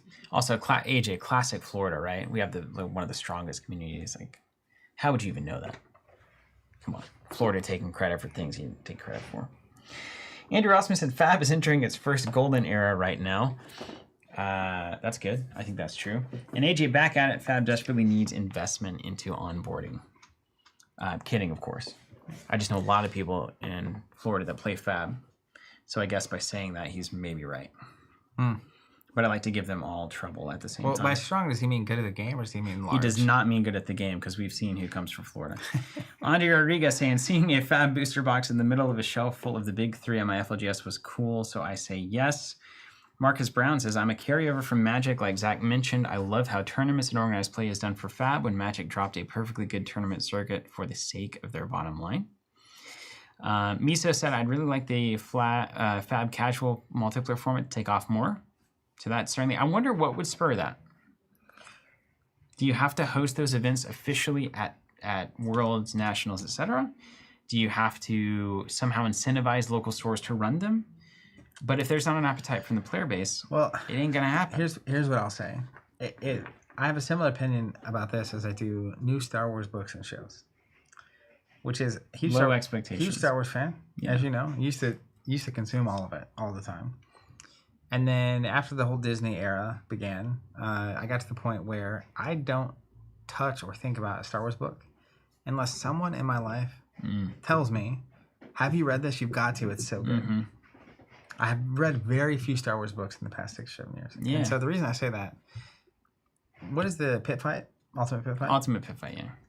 I have heard no one tell me, this format is amazing. You've got to try this game. It's revolutionary. You're going to love it. Yeah. Not a soul. So the reason I say that is if you want more people to play those kind of formats, the people already playing them have to be saying that. And they have to be really good. They have to mean it. They have to actually be great. I've never played Pit Fight. I don't really even know how it works. I just know that even after these big long tournaments, no one is like, oh, we're playing the Ultimate Pit Fight over here. You want to come hang out and play this thing? Yeah. Because it's just so fun. Yeah. Problem. I will never. I'll never play a free-for-all, non-guided multiplayer game. I don't think ever again in my life, because it is simply a political exchange between 4 people, and it's exhausting forever, and it's so exhausting. Yeah, it's kind of like playing those games where, like werewolf-style games, I actually do like, but it's like everyone's like, "You're the werewolf," and they're basing it on nothing. But a 10-minute social game. Yeah. That is intended to be social and not serious. And just yelling and beer, it's a different experience for sure. But like I suppose a UPF could be that too. Getting knelt by Lannister all game long and burned by dragons and etc. It's so funny. Jan saying, I think Fab should do Innis drafts so you can pivot and not get stuck in an archetype early pack 1, which I think we've talked about that, but I forgot what an Innis draft ultimately was. Charlie saying, I'd like to 6-pick mini boxes for sale to play sealed with, maybe including a cool promo like Magic does pre-release boxes, something we probably are very unaware of. King of Odinata said, Arya was a perfect set, sans Briar and Thorn and Dustblade. Which is those 3 out of 200 or so, right? Cardboard. Yeah, right. Cardboard Cast missed you at Nat Steven. Thank you, Cardboard Cast. I'm glad I missed. I wish I had been there. Ultimately. Is that Will Highwood? Of course it is. X-Wing player? Is Will in the chat? Will the Beard? Is that you? Yeah, it is. That is Will, isn't it? The with our thumbnail where he's hugging and they played that Loop and Chewy game. Yeah, you tell me if that's you. Ask if we're going to be doing Scarlet Keys. Yes, of course. Oh, yeah. When we have the box. Hollis saying it feels like Fab is dealing with development the way MMOs have to. And that's actually completely fair. Daily Fatigue Bar. I think having mentors that you can use in Draft/Shield to help shape your deck for that format would be a way to go to help those feel more consistent. That's kind of an interesting idea. Ben saying need a real beginner set like Classic Battles but with life counters and rule books and a fair price. I will say, yeah, Classic Battles and History Packs, both, to me, like, it's like if I'm watching a car drive down the road and then suddenly it turns into a field and catches on fire. And you're like, why did they turn? And why was it full of gas? I mean, obviously a car's full of gas for a number of reasons. We figured one of the mysteries out. But it made no sense to me at all, and still doesn't. Miso saying, carrying on, the multiplayer format really needs to be more free to allow the politics to take up part of the game. Now that's interesting. I'm the exact opposite of that. I'm not looking to just talk about whether or not you should win or I should win, and then somebody makes a move and it either works or it doesn't. Yeah. That's not me. But I'm not the only person playing games, of course. I'll tell you something that would be more social and fun. And if I were picking, I would go to these events over Classic Constructed. Team Draft and Sealed. Like, we get, I think the Team Sealed, they were doing 9 packs between 3 people. And you have to build 3 different decks. And then your team plays against their team. So good. Best 2 out of 3. Team Blitz even made Blitz reasonable. To a point. Well, it made sitting there playing Fab reasonable. If it had been Team Sealed, though, can you imagine how much fun me and Matt would have had at that event? So good. We get to open our packs. It's like, all right, we got to, are we going to get 2 really good decks? Or like 3 okay decks? Yeah. Who's playing what class? Like, how does it work? That would have been so fun. Yeah. I mean, just talking about it's fun. Can't you feel the fun? It is fun. Give me a team, Sealed, Calling, Legend Story. Just do it. Those all year long. If World Championship had been, instead of last 5 rounds is 5 rounds of Blitz, it's like you're going to do Team, Sealed. Oh, can you imagine though? No, you can team, and that's an event that can't handle a team format at the end of it. We can't handle Blitz at the end crazy. of it. Well, just play Sealed, for goodness sakes. Kaikon saying the community just has to. Now this is interesting. Get my philosophy thrown right back in my face, which I like. The community just has to build cheap starters from bulk and offer learn to play. This grew our community from 5 to 30 plus players. Yeah, that's awesome. So I'm talking about how you don't need a publisher to hold your hand when it comes to casual play.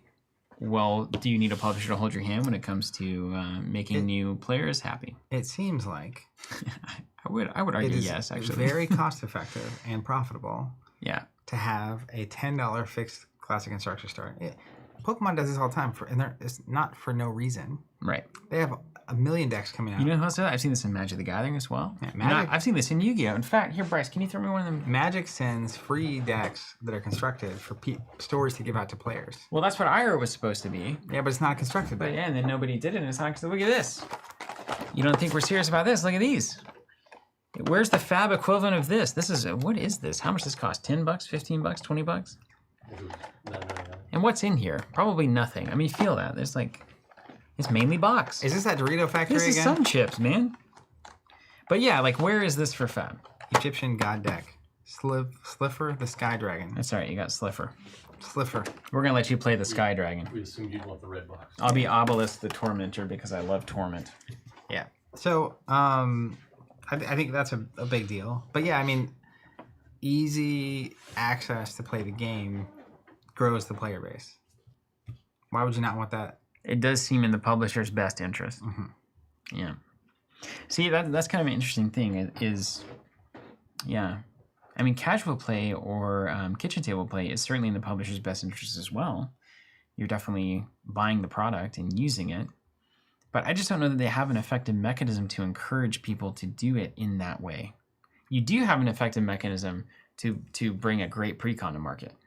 You can do that as a publisher easily. That's in your wheelhouse. But telling somebody to go sit down at the kitchen table and have fun the way they want to that's not easy. This is interesting.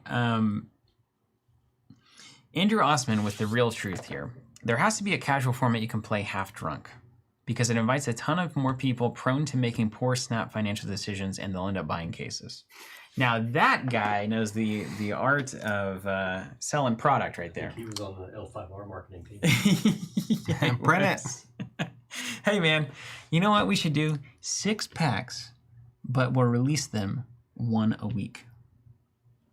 Half drunk when I made that decision. Oh, 6 packs, 6 weeks? Yeah. That's an L5R burn. L5R LCG. Yeah, there's like 5 people that are really going to get a kick out of that. Here's a question for you. I saw someone comment on this earlier saying that they think Fab needs an easily accessible online client to play. That's a whole They already ball have wax. one. Talishar in there? Well, they don't have one. The internet has one.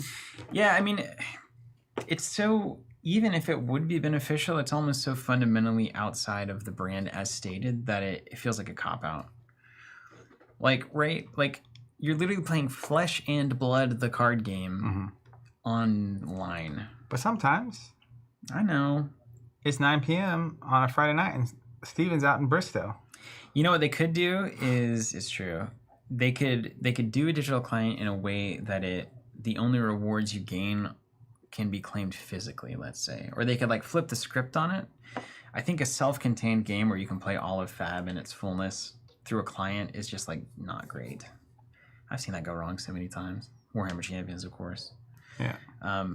But if you can play this and there's really no reason to, there's nothing on the line, or you're earning points that get you stuff from the prize wall at your nearest local event kind of thing, that might work. Yeah.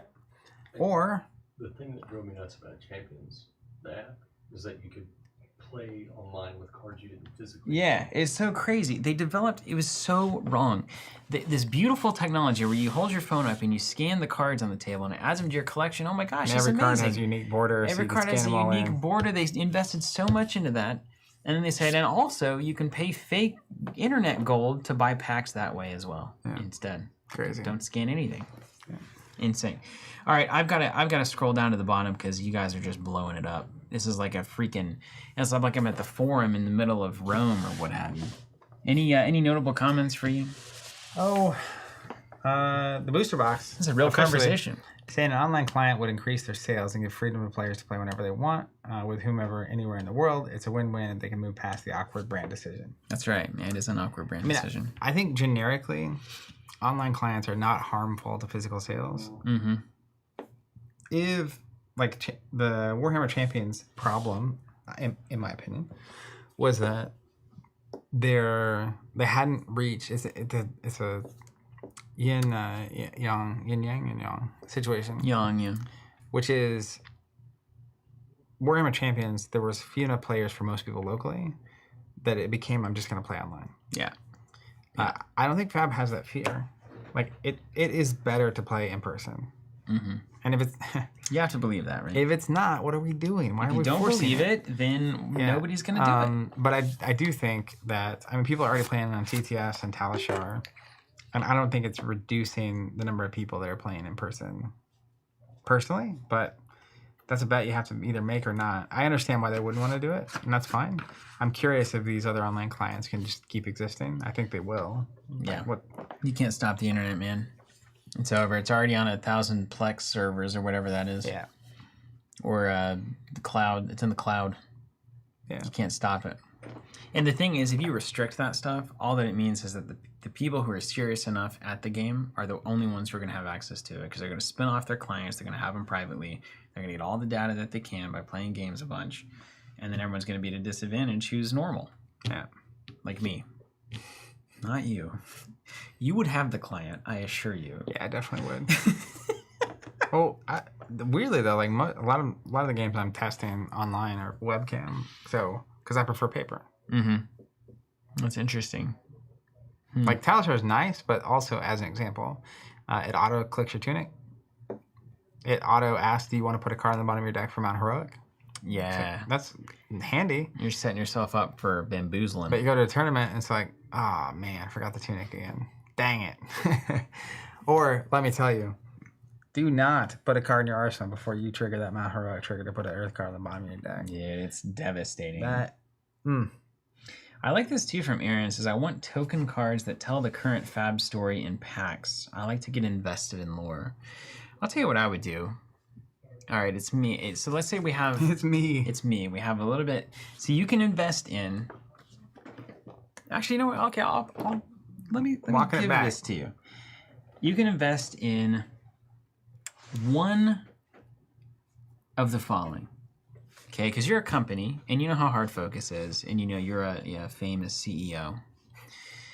You can invest in either digital client. Let's say there's no sunk cost, nothing has been worked on already. You're making this decision. You're James White, like Wonderkind of New Zealand, savior of the economy. You can either invest in PvE, and you're going to have a source book. And it's going to be like D&D with cards, and you're going to level up, and there's going to be a whole campaign. It's going to be amazing, which I know nothing about, but that's how I would do it if it were me. Bryce over there doing the Hulk Hogan. Yeah, can you imagine? Or you can invest in a digital client, online play, and no digital booster packs, but you can scan in your physical cards in whatever way they see fit. Easy. You keep your collection online. PvE. 1,000 times. Spend all of your energy. I think most people would say that you're wrong. That's fine. But if you're flesh and blood and you want to get people together in a flesh and blood, PvE. Yeah. 1,000%. Because you know what? There's already online clients. People already figured this out. Yeah. Just let that do its thing. Just let people do it. It's just like the casual formats. Like, people are going to figure it out. Yeah. You just need to do the things that no one else can do. True. Release the lore, release the cards. Give us ways to use the cards. Official story. Give me something to do with silver palms. Second question. How much money would you pay $1 million. Brandon Sanderson? Yeah. We see Brand, his brother, I was in that chat getting ready to go there. To actually just write all of the lore. Oh, sure. Yeah. All of it. I don't know that he would do it. Here's what I would do. Let's spin around. This is what I would actually do. I would go to Brandon Sanderson and I'd say, Brandon, love your work. Brandon. Brandon. Listen. How are we going to solve this? What was her name? Sarah. Sarah. We went to a restaurant. It was a whole funny thing. Brandon. Yeah. Brando, as we call him. Mm-hmm.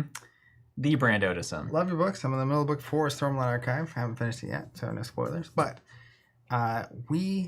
he's also familiar with tabletop games. Mm-hmm. He plays D&D. He's played Magic. We have this beautiful game that captures the moment between two people when they're about boy crazy, when they're in love. No, when they're fighting, right? These epic fighting moments between two characters. Just kind of the sweaty brow of the moment. What we want to do is create a product that includes 4 decks of cards. One, of course, is Kaladin. Gotta have Kaladin. Zath, Assassin, White. You do 4 main. So you're saying a little branded... It's a standalone product with 4 decks based in the Flesh and Blood fighting system. Mm-hmm. And we'd like to create this product. We think we'll pay you X amount of dollars to make this product and use your thing. We're going to do this beautiful art for all these characters and this whole universe that you've got going. Mm-hmm. Print it, ship it. I would do the same thing if that's successable with insert any IP where Avatar people Last are Airbender. Fighting? Yeah, who could imagine, right? Avatar Last Airbender. We already have the fusion, the elements, and Game of Thrones. This whole thing. Yeah, I mean, it's built for Game of Thrones. Whatever IP you can get your hands on that's great. Starter sets, so intro you go products, that direction, yeah. And it would be it's an onboarding tool. Yeah, not legal in the official formats. Yeah, it's like, you dug this. We have our own fully unique fantasy setting. Over here. Yeah, but that doesn't solve my problem, which is the fantasy and lore needs to be great. Actually, interestingly, the way I would approach the lore is I think that's one option. Just crack open that can of ideas real quick. What I would do, because we have this lore book back here, right? I love that thing. I read it early pandemic, and this is like a really great, like, cool new universe to take part in. But the one thing I liked about that was it was like just enough detail to make me realize it was a fleshed out thing, but not. It wasn't actually a story. It wasn't trying to be prose, I guess, or like actually, a book. Yeah. And I think even with something like Magic or any game like that, it reminds me of original Star Wars, where you see like an IG-88. Yeah. And you don't get the whole story. That's right. Because the more you reveal, unless it's exceptional fiction, the worse it gets. The worse it is. The human imagination is the greatest tool on earth, right? Even the little quotes we get from the Viscerai cards and like what's going on with the story, it's like I like trying to piece it together. Yes. More than I like being told it. 100%. Yeah. 100%. So like with the lore books, what I would do is when I'm releasing those things, or like the lore book that came with the Classic Battles thing, instead of trying to make it prose, it's like here's sketches, here's concepts, here's creatures, here's inspirations, here's some things to get you grounded in the universe. Some cool thing. Here's why this sword looks like this. It was handed down from such and such as such and such. I was like, oh, really? What is that story? Well, I wonder what this is. It should be like the Monsters Manual or even the Warcraft 2 rulebook, for goodness sakes. I remember I sat there staring at that Troll Berserker, and under all of the units that you can build in that game, they just give you a paragraph of like what they're about. Not their stats. Because it's up to you to create the story. Not how much damage they do, but it's like, these guys are crazy, and here's why they have longer tusks than other things. I was like, wow. Yeah. And then I wanted to build them constantly, and I lost to Ogre Magi all the time. Brandon Sanderson wrote the story for Elden Ring. Sanderson did write the story for Elden Ring, which means it's possible. Well, Elden Ring is a money machine, though. Yeah, well, Fab could be a money machine. But counterpoint. I mean, counterpoint. Brandon is writing so many books a year. To get in on that schedule is going to be expensive. I would definitely say it's cool to have somebody whose, sole career is proven and dedicated to fantasy, storytelling, and character building. That would be tight. Counterpoint to you, I don't like this universe that has its own IP getting involved in other stuff. It makes me feel weird. Like Star Wars Destiny with Street Fighter stuff, it makes me feel weird. Don't like it. It's a Star Wars game.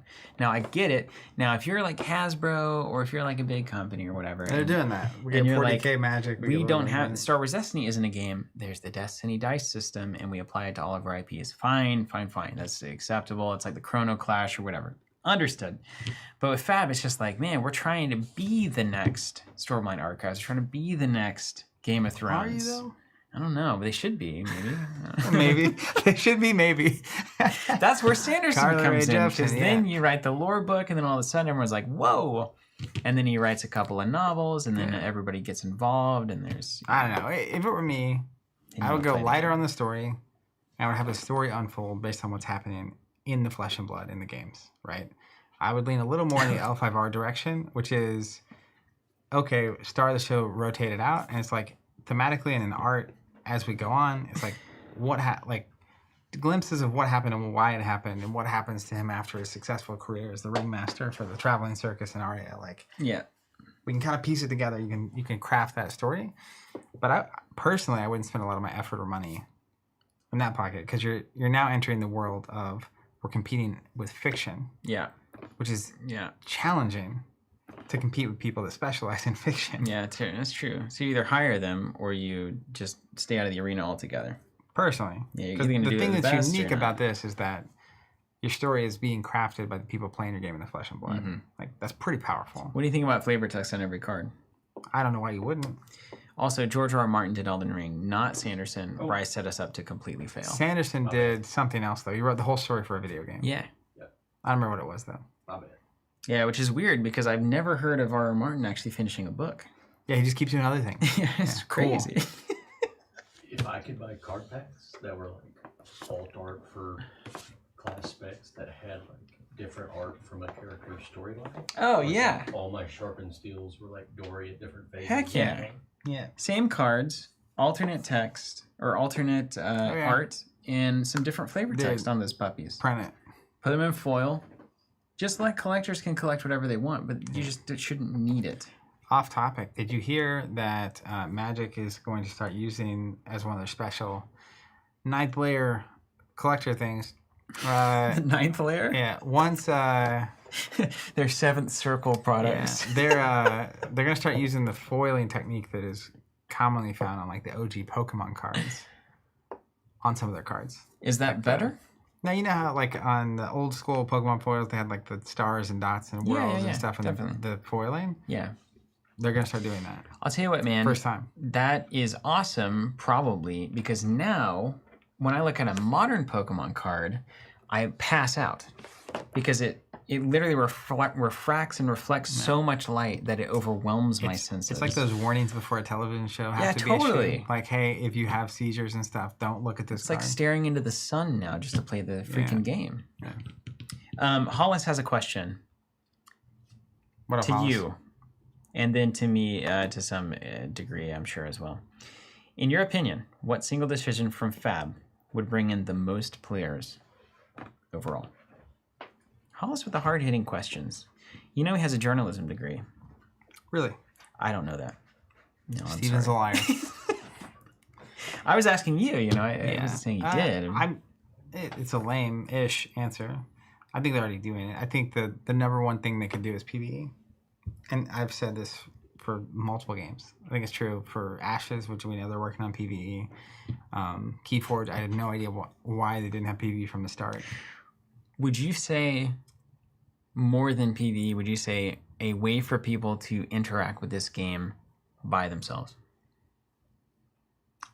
And also in a non-heads-up way. If you could have one or the other, which one would it be? You can have a solo mode, or you can have a 2+ PvE mode. Which one would you develop? 2+ PvE. Would you? Yeah.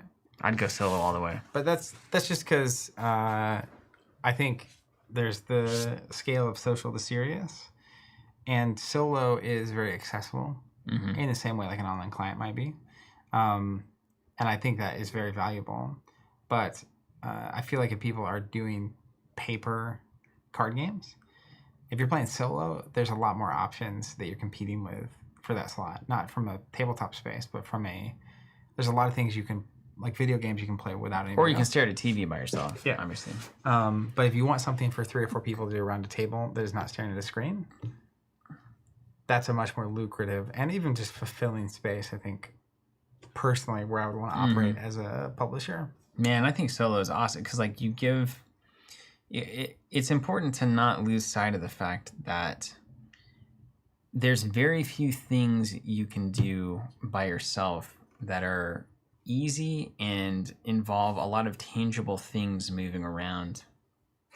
Like you can knit if you're good at knitting, which most of us aren't. Sometimes I try to play the mandolin, and it's all work. It's all like stuff you have to be skilled at to use your hands and do. And so like with Fab, it's just like, if I could just sit there and have a challenge in front of me and have to kind of mathematically and efficiently like work through that and see how this thing develops and test my kind of deck building at the same time, I think a lot of people would freaking love that. And I think it would be really good for the game as far as growth. You go out there and you say a collectible card game, the first collectible card game with a truly solo focused opportunity or experience, Gameplay. Get yourself steeled for battle before you go into the fray of the Practice tournament. mode. Yeah. I think it could happen. I think both would be great, either or both. Yeah. Well, definitely, obviously, they're going to do both, as they should. But Adam's saying it's called Spirit Island. Yeah, we're playing that soon. And Link here, I was saying, surprising one has ever made a TCG specifically for solo play. Could become the new solitaire for gamers. I mean, honestly, there's a market there. We could do that. I hate to break it to you, Zach. We're not playing any Fab today. Yeah, that's how I felt. Yeah, it's over. I got that vibe about an hour ago. We've been talking for an hour and a half. That was it. It's been a great conversation. It's been fun. Anything else? The last things you want to know in the chat? Things worth saying. Storm Strategy got banned in Blitz. Really? That's a legendary ban. in a format that is required to play at Worlds. Let me tell you why. I'll tell you why. Because you can win on turn 0. Hard-hitting truth. And Wizard's brokenly good in Blitz. Wizard is brokenly good in Blitz. Yeah. No wonder. I mean, honestly, is there ever a question that this is why Brendan had any amount of success in Flesh and Blood, was just he was playing Busted Kano for a while. Ironically, Brendan was excited about Blitz at Worlds. Obviously, he's not playing. But then... Obviously. Yeah, of course. He's running out of PTIs, you know what I mean? Yeah, when there was 5 people playing, he was really gaining those PTIs. But once some of us started actually getting involved. Can you imagine? There was a calling in Austin at some point that had like 40 people. And the top 8 got a cold gold Fandel spring tunic. That's like a 20% chance to get a cold gold tunic. That is amazing. Mind-boggling. Anyways. It's amazing. He responded to my tweet about the Blitz changes. And there's the gold. Cold gold. It is. Nice. He responded to the Blitz changes saying, I agree now that the Blitz is I think he said trash format, his words. That seems like him. He's a little because he can't play Kano anymore most of the time. Prison Mike this morning was devastated. He was in mourning. Everyone's devastated because it's just easy. Yeah. Even I was like randomly doing. Like I learned it in like 5 seconds. For Blitz. I learned it a couple days ago. Yeah, and I was like, this beep boop beep. I mean, yes, there's some odds to calculate, some percentages, but most of the time you just roast them. If that card hadn't gone away, I think there was a 99% chance I was playing Kano at Worlds. Yeah, in the Blitz segment. You better get good at that mirror then, because that was, and then you got Kano mirrors, and nobody wants to see that at the top table. Stack them deep and sell them cheap. Yeah. Right. Also, in sadder news for me, the other deck I was interested in and working on was. Briar with Skeleton, Blushy Skeleton, because it was still legal, and Viscera is not playable in that format. Love it. Use the Vexing Quill hand, get the Rune Chance, pop the Skeleton, get -2, -2. Pretty good. Yeah, you can't get away from it. Yeah, but it got banned. So that's no longer an option either. Okay. Let me see what else. So what is it, man? Are you playing Commoner basically at this point? Don't know anymore. Mask of the Pouncing Lynx. Banned. Banned. Yeah, it's too good. Is it too good in Blitz? Yeah. What does it even do again? So 2 armor. You can also, after an attack hits, destroy it to search your deck for an attack of base, I think 2 or less or something like that. It'll hopefully pop up on the screen in a second. So Tomorrow did instead. What about Mask of the Pouncing Lynx? Let's see if Bryce 1.0 or computer version can do it. Mask of the Pouncing Lynx. So 2 most common things are Lava Burst and Salt the Wound. There it is. Yeah, 2 or less base. They have 2 or less base, but they actually come in for like 5 to 8. Because Fab loves doing that. Yeah. So what happens is Fry is like punch. And then the hat is basically like, here's 7 free damage or whatever. Yeah. At some point in the game. Here it is. Yeah. Which is really good, it turns out. Yeah, it is really good. And then... Do you ever feel like with Blitz, they're taking the CC format and then having it and making it way faster and then starting to have to remove the tools that speed it up that we're finding constructed, but because it's so much shorter and you have half the health, you can't have all the things constructed have because they're meant for explosive moments in a 40 health game. And it is for explosive one-time moments. Yeah. In a constructed game. It is fundamentally the issue of the format. All these cards are balanced around 40 health. And you cut it in half and you change nothing. Of course you're banning it. Of course.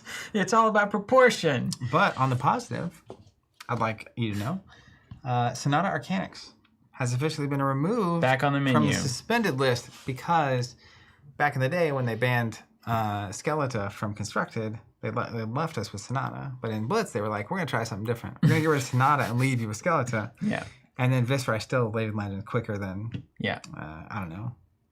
Yeah, but turns out the Skeletor was the problem. Yeah, reduced by X. Turns out all of that is a problem. Can be a large number. Anyways, that was the Blitz changes here, there, everywhere. Maybe more importantly, we got some errata.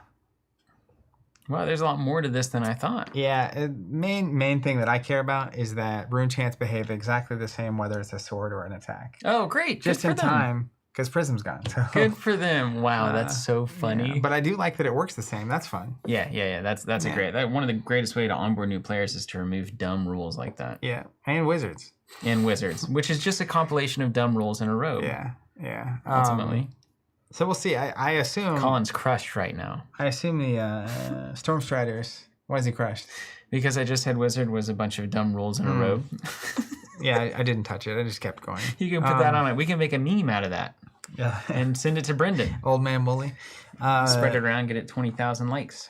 I assume the Storm Striders partially was fueled by, what we don't want in those 5 rounds of Blitz and Worlds is like a bunch of, Killjoy on turn 1 happening. Yeah, what they really don't want is how the Blitz format works the whole time. I wanted to shout out Gunshi, which we say as a funny way. Oldie but a goodie. Gunshy Killer says, "Hey guys, I don't play Fab anymore, but I still enjoy the conversation." So that's lovely. Happy to have you here. I'm glad you're getting a free conversation and not buying any Fab from us. He's clicking the ads, though. He's clicking the ads. We did some research on this. I think it's satisfactory. I watched a couple YouTube videos. Hey, can you read this comment from Rick the Stick? I got it.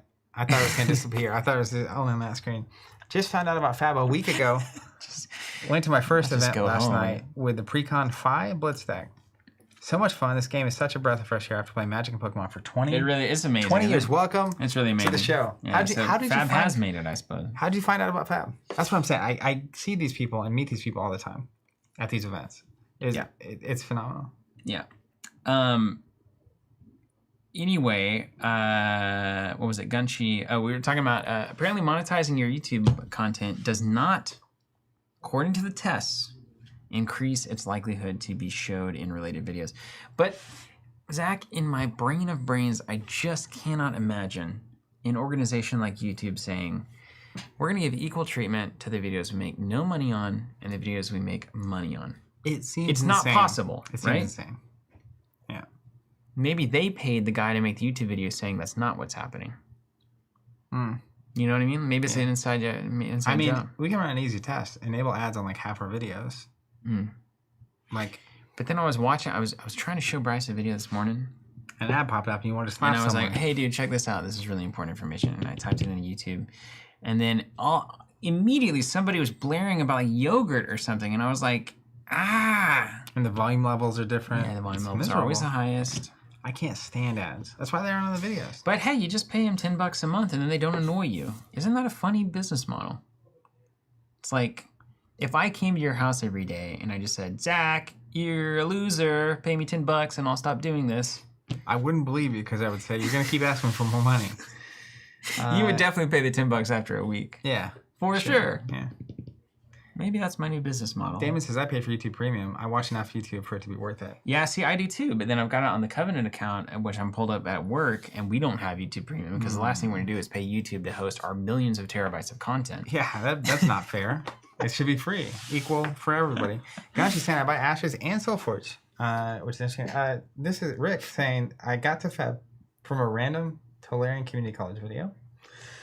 Dr. Doak saying, my pipeline, check this out. Star Wars CCG streams, Lord of the Rings CCG streams, into your Marvel Champions content, and now into Fab. Boom. You see that? That is crazy. There it is. Send it to James. I can take that check. Jacob, I pay for YouTube Premium. Best money I ever spent. I assume you mean outside of being a subscriber. Yang, thoughts on Wizards reprint reserve cards on 30th anniversary? I tweeted about it a little bit over on the Twitter. You can find me at Zach Bunn. Yeah, you can get that thing below me, when our names show. Yeah, dude, we're really going back and forth on that. I don't think it's going to happen. Terrence Moltner said, I never played Fab, and I still drop in to pester the boys for more Keyforge coverage. Terrence was, we met Terrence 2009 Gen Con, 2008 Gen Con? That would have been 2009. 2009 Gen Con. He actually is the interviewer on some of our early videos on the channel. Yeah. You can find Terrence probably in that 2009 Gen Con. Look for things with like coverage. Hundreds of views and it'll be there. Yeah, worldwide famous. Goblin Reserve, Steven at Worlds. You know what? I just can't do this stuff. It's twofold for me. One, I don't have the time to get good at Fab. Two, now if it were solely sealed, if it's like Worlds, like I go to the World Premieres because that's fun. World Championship is 6 rounds out of 16 rounds. 6 rounds is draft. You're selling me on 6 rounds of constructed and 6 rounds of Blitz right now, not the 6 rounds of draft. Only 5 rounds of Blitz, 5 rounds of constructed.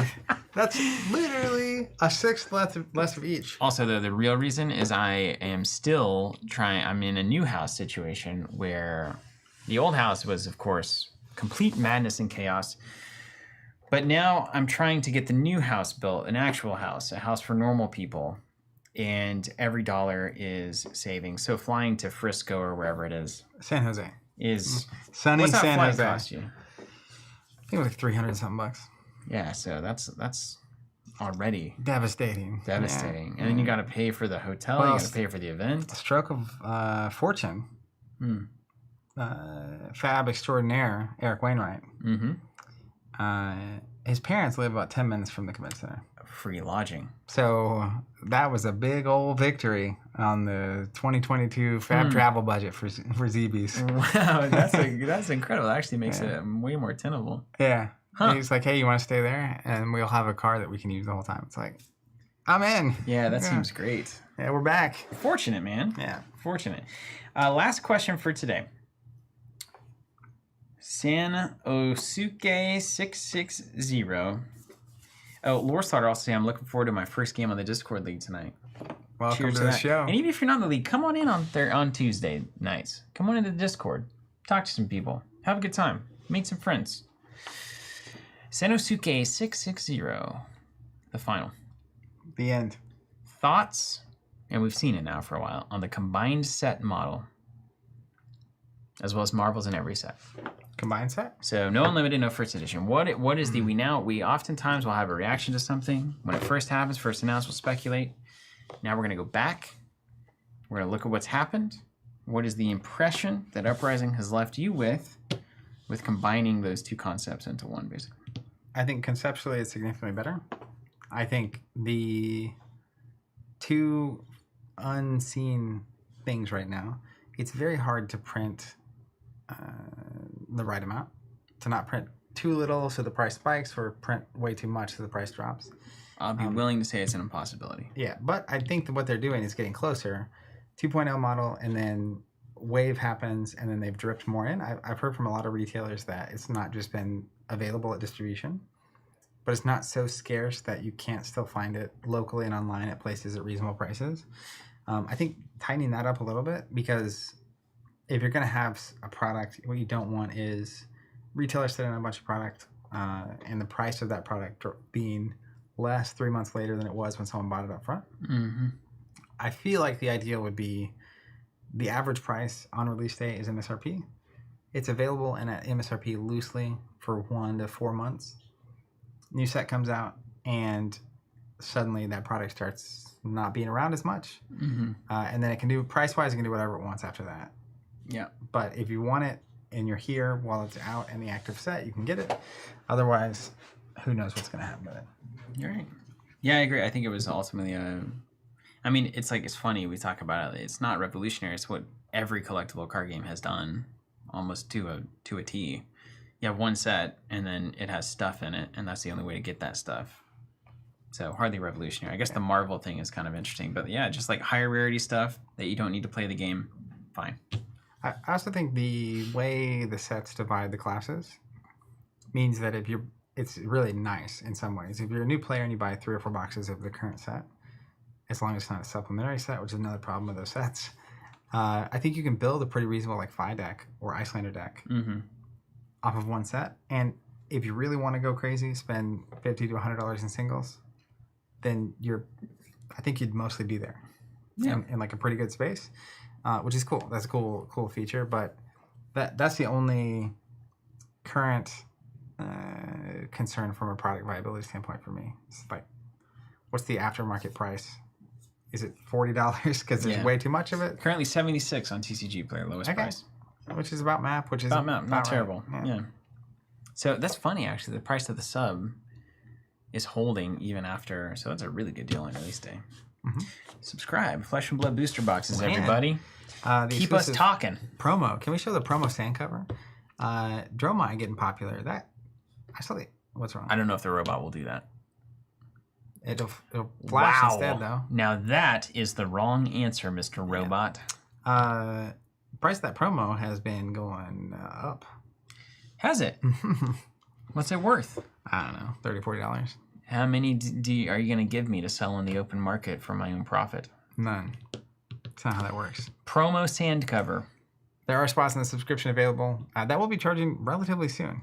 Yeah, we're usually about a month out on that one, right? 4 weeks out, or so. Yeah. So if you want in, you want to get exclusive promo for, what is the set? Dynasty. My brain is uprising is the next set always. Yeah. There's the regular sand cover. And see, AJ is saying somebody at Nats thought my sand cover was an alter, LOL. Which what he's doing there is trying to convince me he's actually a subscriber. Yeah. Because earning some points back. Yeah, he's earning some points back after his comment about Florida being the greatest fab capital of the universe. Talked to him at what was that event down there in Fort Worth? AJ Colin was actually a great person. I gotta tell you, somehow it was a blast. I know this will surprise everyone at home, but here we are. Really is good to see you, AJ, for real. Ultimate answer to the title of the video: Hell's the Game. I think it's pretty good. I think there are things that can be improved. I think that if they use this year as a template for next year's system and improve upon it, important, and that could be great. I think PvE is a potential huge opportunity for growth. In general, I think the game's doing very well. Player base is excited. There's a lot of people playing. There's new players playing all the time. But there are definitely areas of improvement. I think entry products is a huge one. Entry products. Just crazy huge. Competitive pillar, entry products, new pillar, PvE. If nothing is done, I think Flesh and Blood of any of the collectible card games that have hit in a very recent time span, the past few years, talking about everything from the Zoo game to everything from Final Fantasy to some of the weird ones that hit, the Golden Dragon. What was that? There was all sorts of weird ones that hit Kickstarter all at once. Mm-hmm. In terms of all of those new games, I would say Flesh and Blood is far and away the most, having made it to this point. Whether or not it will ever supplant one of the top three, I think remains an eternal question, but I do think it's the only one that I've seen that actually has a shot at it. And I think even if it doesn't do that, it has a strong enough niche and player base right now for at least another 5 years of just doing what it's doing currently. Yeah, and honestly, I think Pokemon, Yu-Gi-Oh! Magic are at a scale that it's to aspire to it is fine, but like to expect to get there ever is... they're so massive. Yeah. And they're huge IPs at this point, and they're giant public companies and stuff. So can they continue being healthy and growing for the next decade plus? I think so. Mm-hmm. And I expect them to, right? Like even just this first year, 30 national championships in the past month got organized, announced, and happened. That's so, like the year before they did Fort Collins in the US. Like that was their OP, plus some like local seasons. Yeah. They've really scaled, haven't they? So the ramp up to that, I think, and every time they do stuff, it's like the cycle gets better, and sometimes worse in different ways. They're trying new stuff. So I expect this next year organized play to be this year, but better, improved and refined, and hopefully announced a lot sooner. And then they can focus on the next thing and the next fix. So we'll see what they do. But in general, I think they're in a pretty good spot. And they got to a point that a lot of games never even dream of getting to. Mm-hmm. Like they're at the 3-4 year phase. They have a growing, sizable player base. They have a pretty healthy game on their hands. They have systems in place to keep that going, so you don't have to focus on it as much. Mm-hmm. And then we'll see what happens with PvE and everything else they've got cooking. Copperbit saying, is there a promo for Dynasty? Yeah, of course. There's a promo for every single set. It's going to be great. I assume. We don't really know what it will be, but I assume it will be great. And then Lake actually saying, too bad Ashes hasn't got the same kind of surge. Honestly, that is just a function of the type of game that it is. The TCGs, collectible games, there's a lot of good reasons for this. There's a lot of not good reasons for this. There's a lot of things we've discussed about these kinds of games are in a totally different league and bracket when it comes to player growth and player-based possibility than a static release game like Ashes. But on that note, the niche and the scale that a game like Ashes needs to keep going as long as maybe Fab would keep going is so much more attainable for a smaller publisher, and it's just a smaller group of people that need to be involved and interested in it for it to be very successful. So it's just a matter of scale, right? It's like I feel like Ashes is in a pretty similar place to Fab. It's just a smaller scale, and it doesn't have to be as big to be as successful for the publisher, right? Interesting stuff. Thanks, guys, so much for joining us for a chat. I've got to update this computer screen up, so I'm going to try not to destroy the stream. And if you want a completely different take on TCG, tomorrow we're playing Sorcery, which, like I said earlier, is like the opposite approach. And I'm sure some of these conversations will continue, but that is another fascinating entry to the market, which is just totally the opposite effect. Don't you love having, it's like having two bands that don't sound the same at all. But you love their music nonetheless. Take care, everybody. We'll see you next time. What are we doing next? What are we doing? You're doing Sorcery tomorrow. You're right. Lord of the Rings Thursday. Yep. And then I do believe was previously scheduled for Fab Tuesday between now and Worlds the next 3 weeks was an exploration of the Blitz format. But we're supposed to meet about that tomorrow. Because Bryce don't print that. Likes to put us in pain. Yeah, well, we do at least get to see what a wizardless Blitz format looks like. Okay. Or not wizardless, but a bootsless. Bootsless. They took their shoes off, you know? A bootsless wizard. Yeah, I'll be excited to play that Kano, actually. Take care, everybody. Enjoy.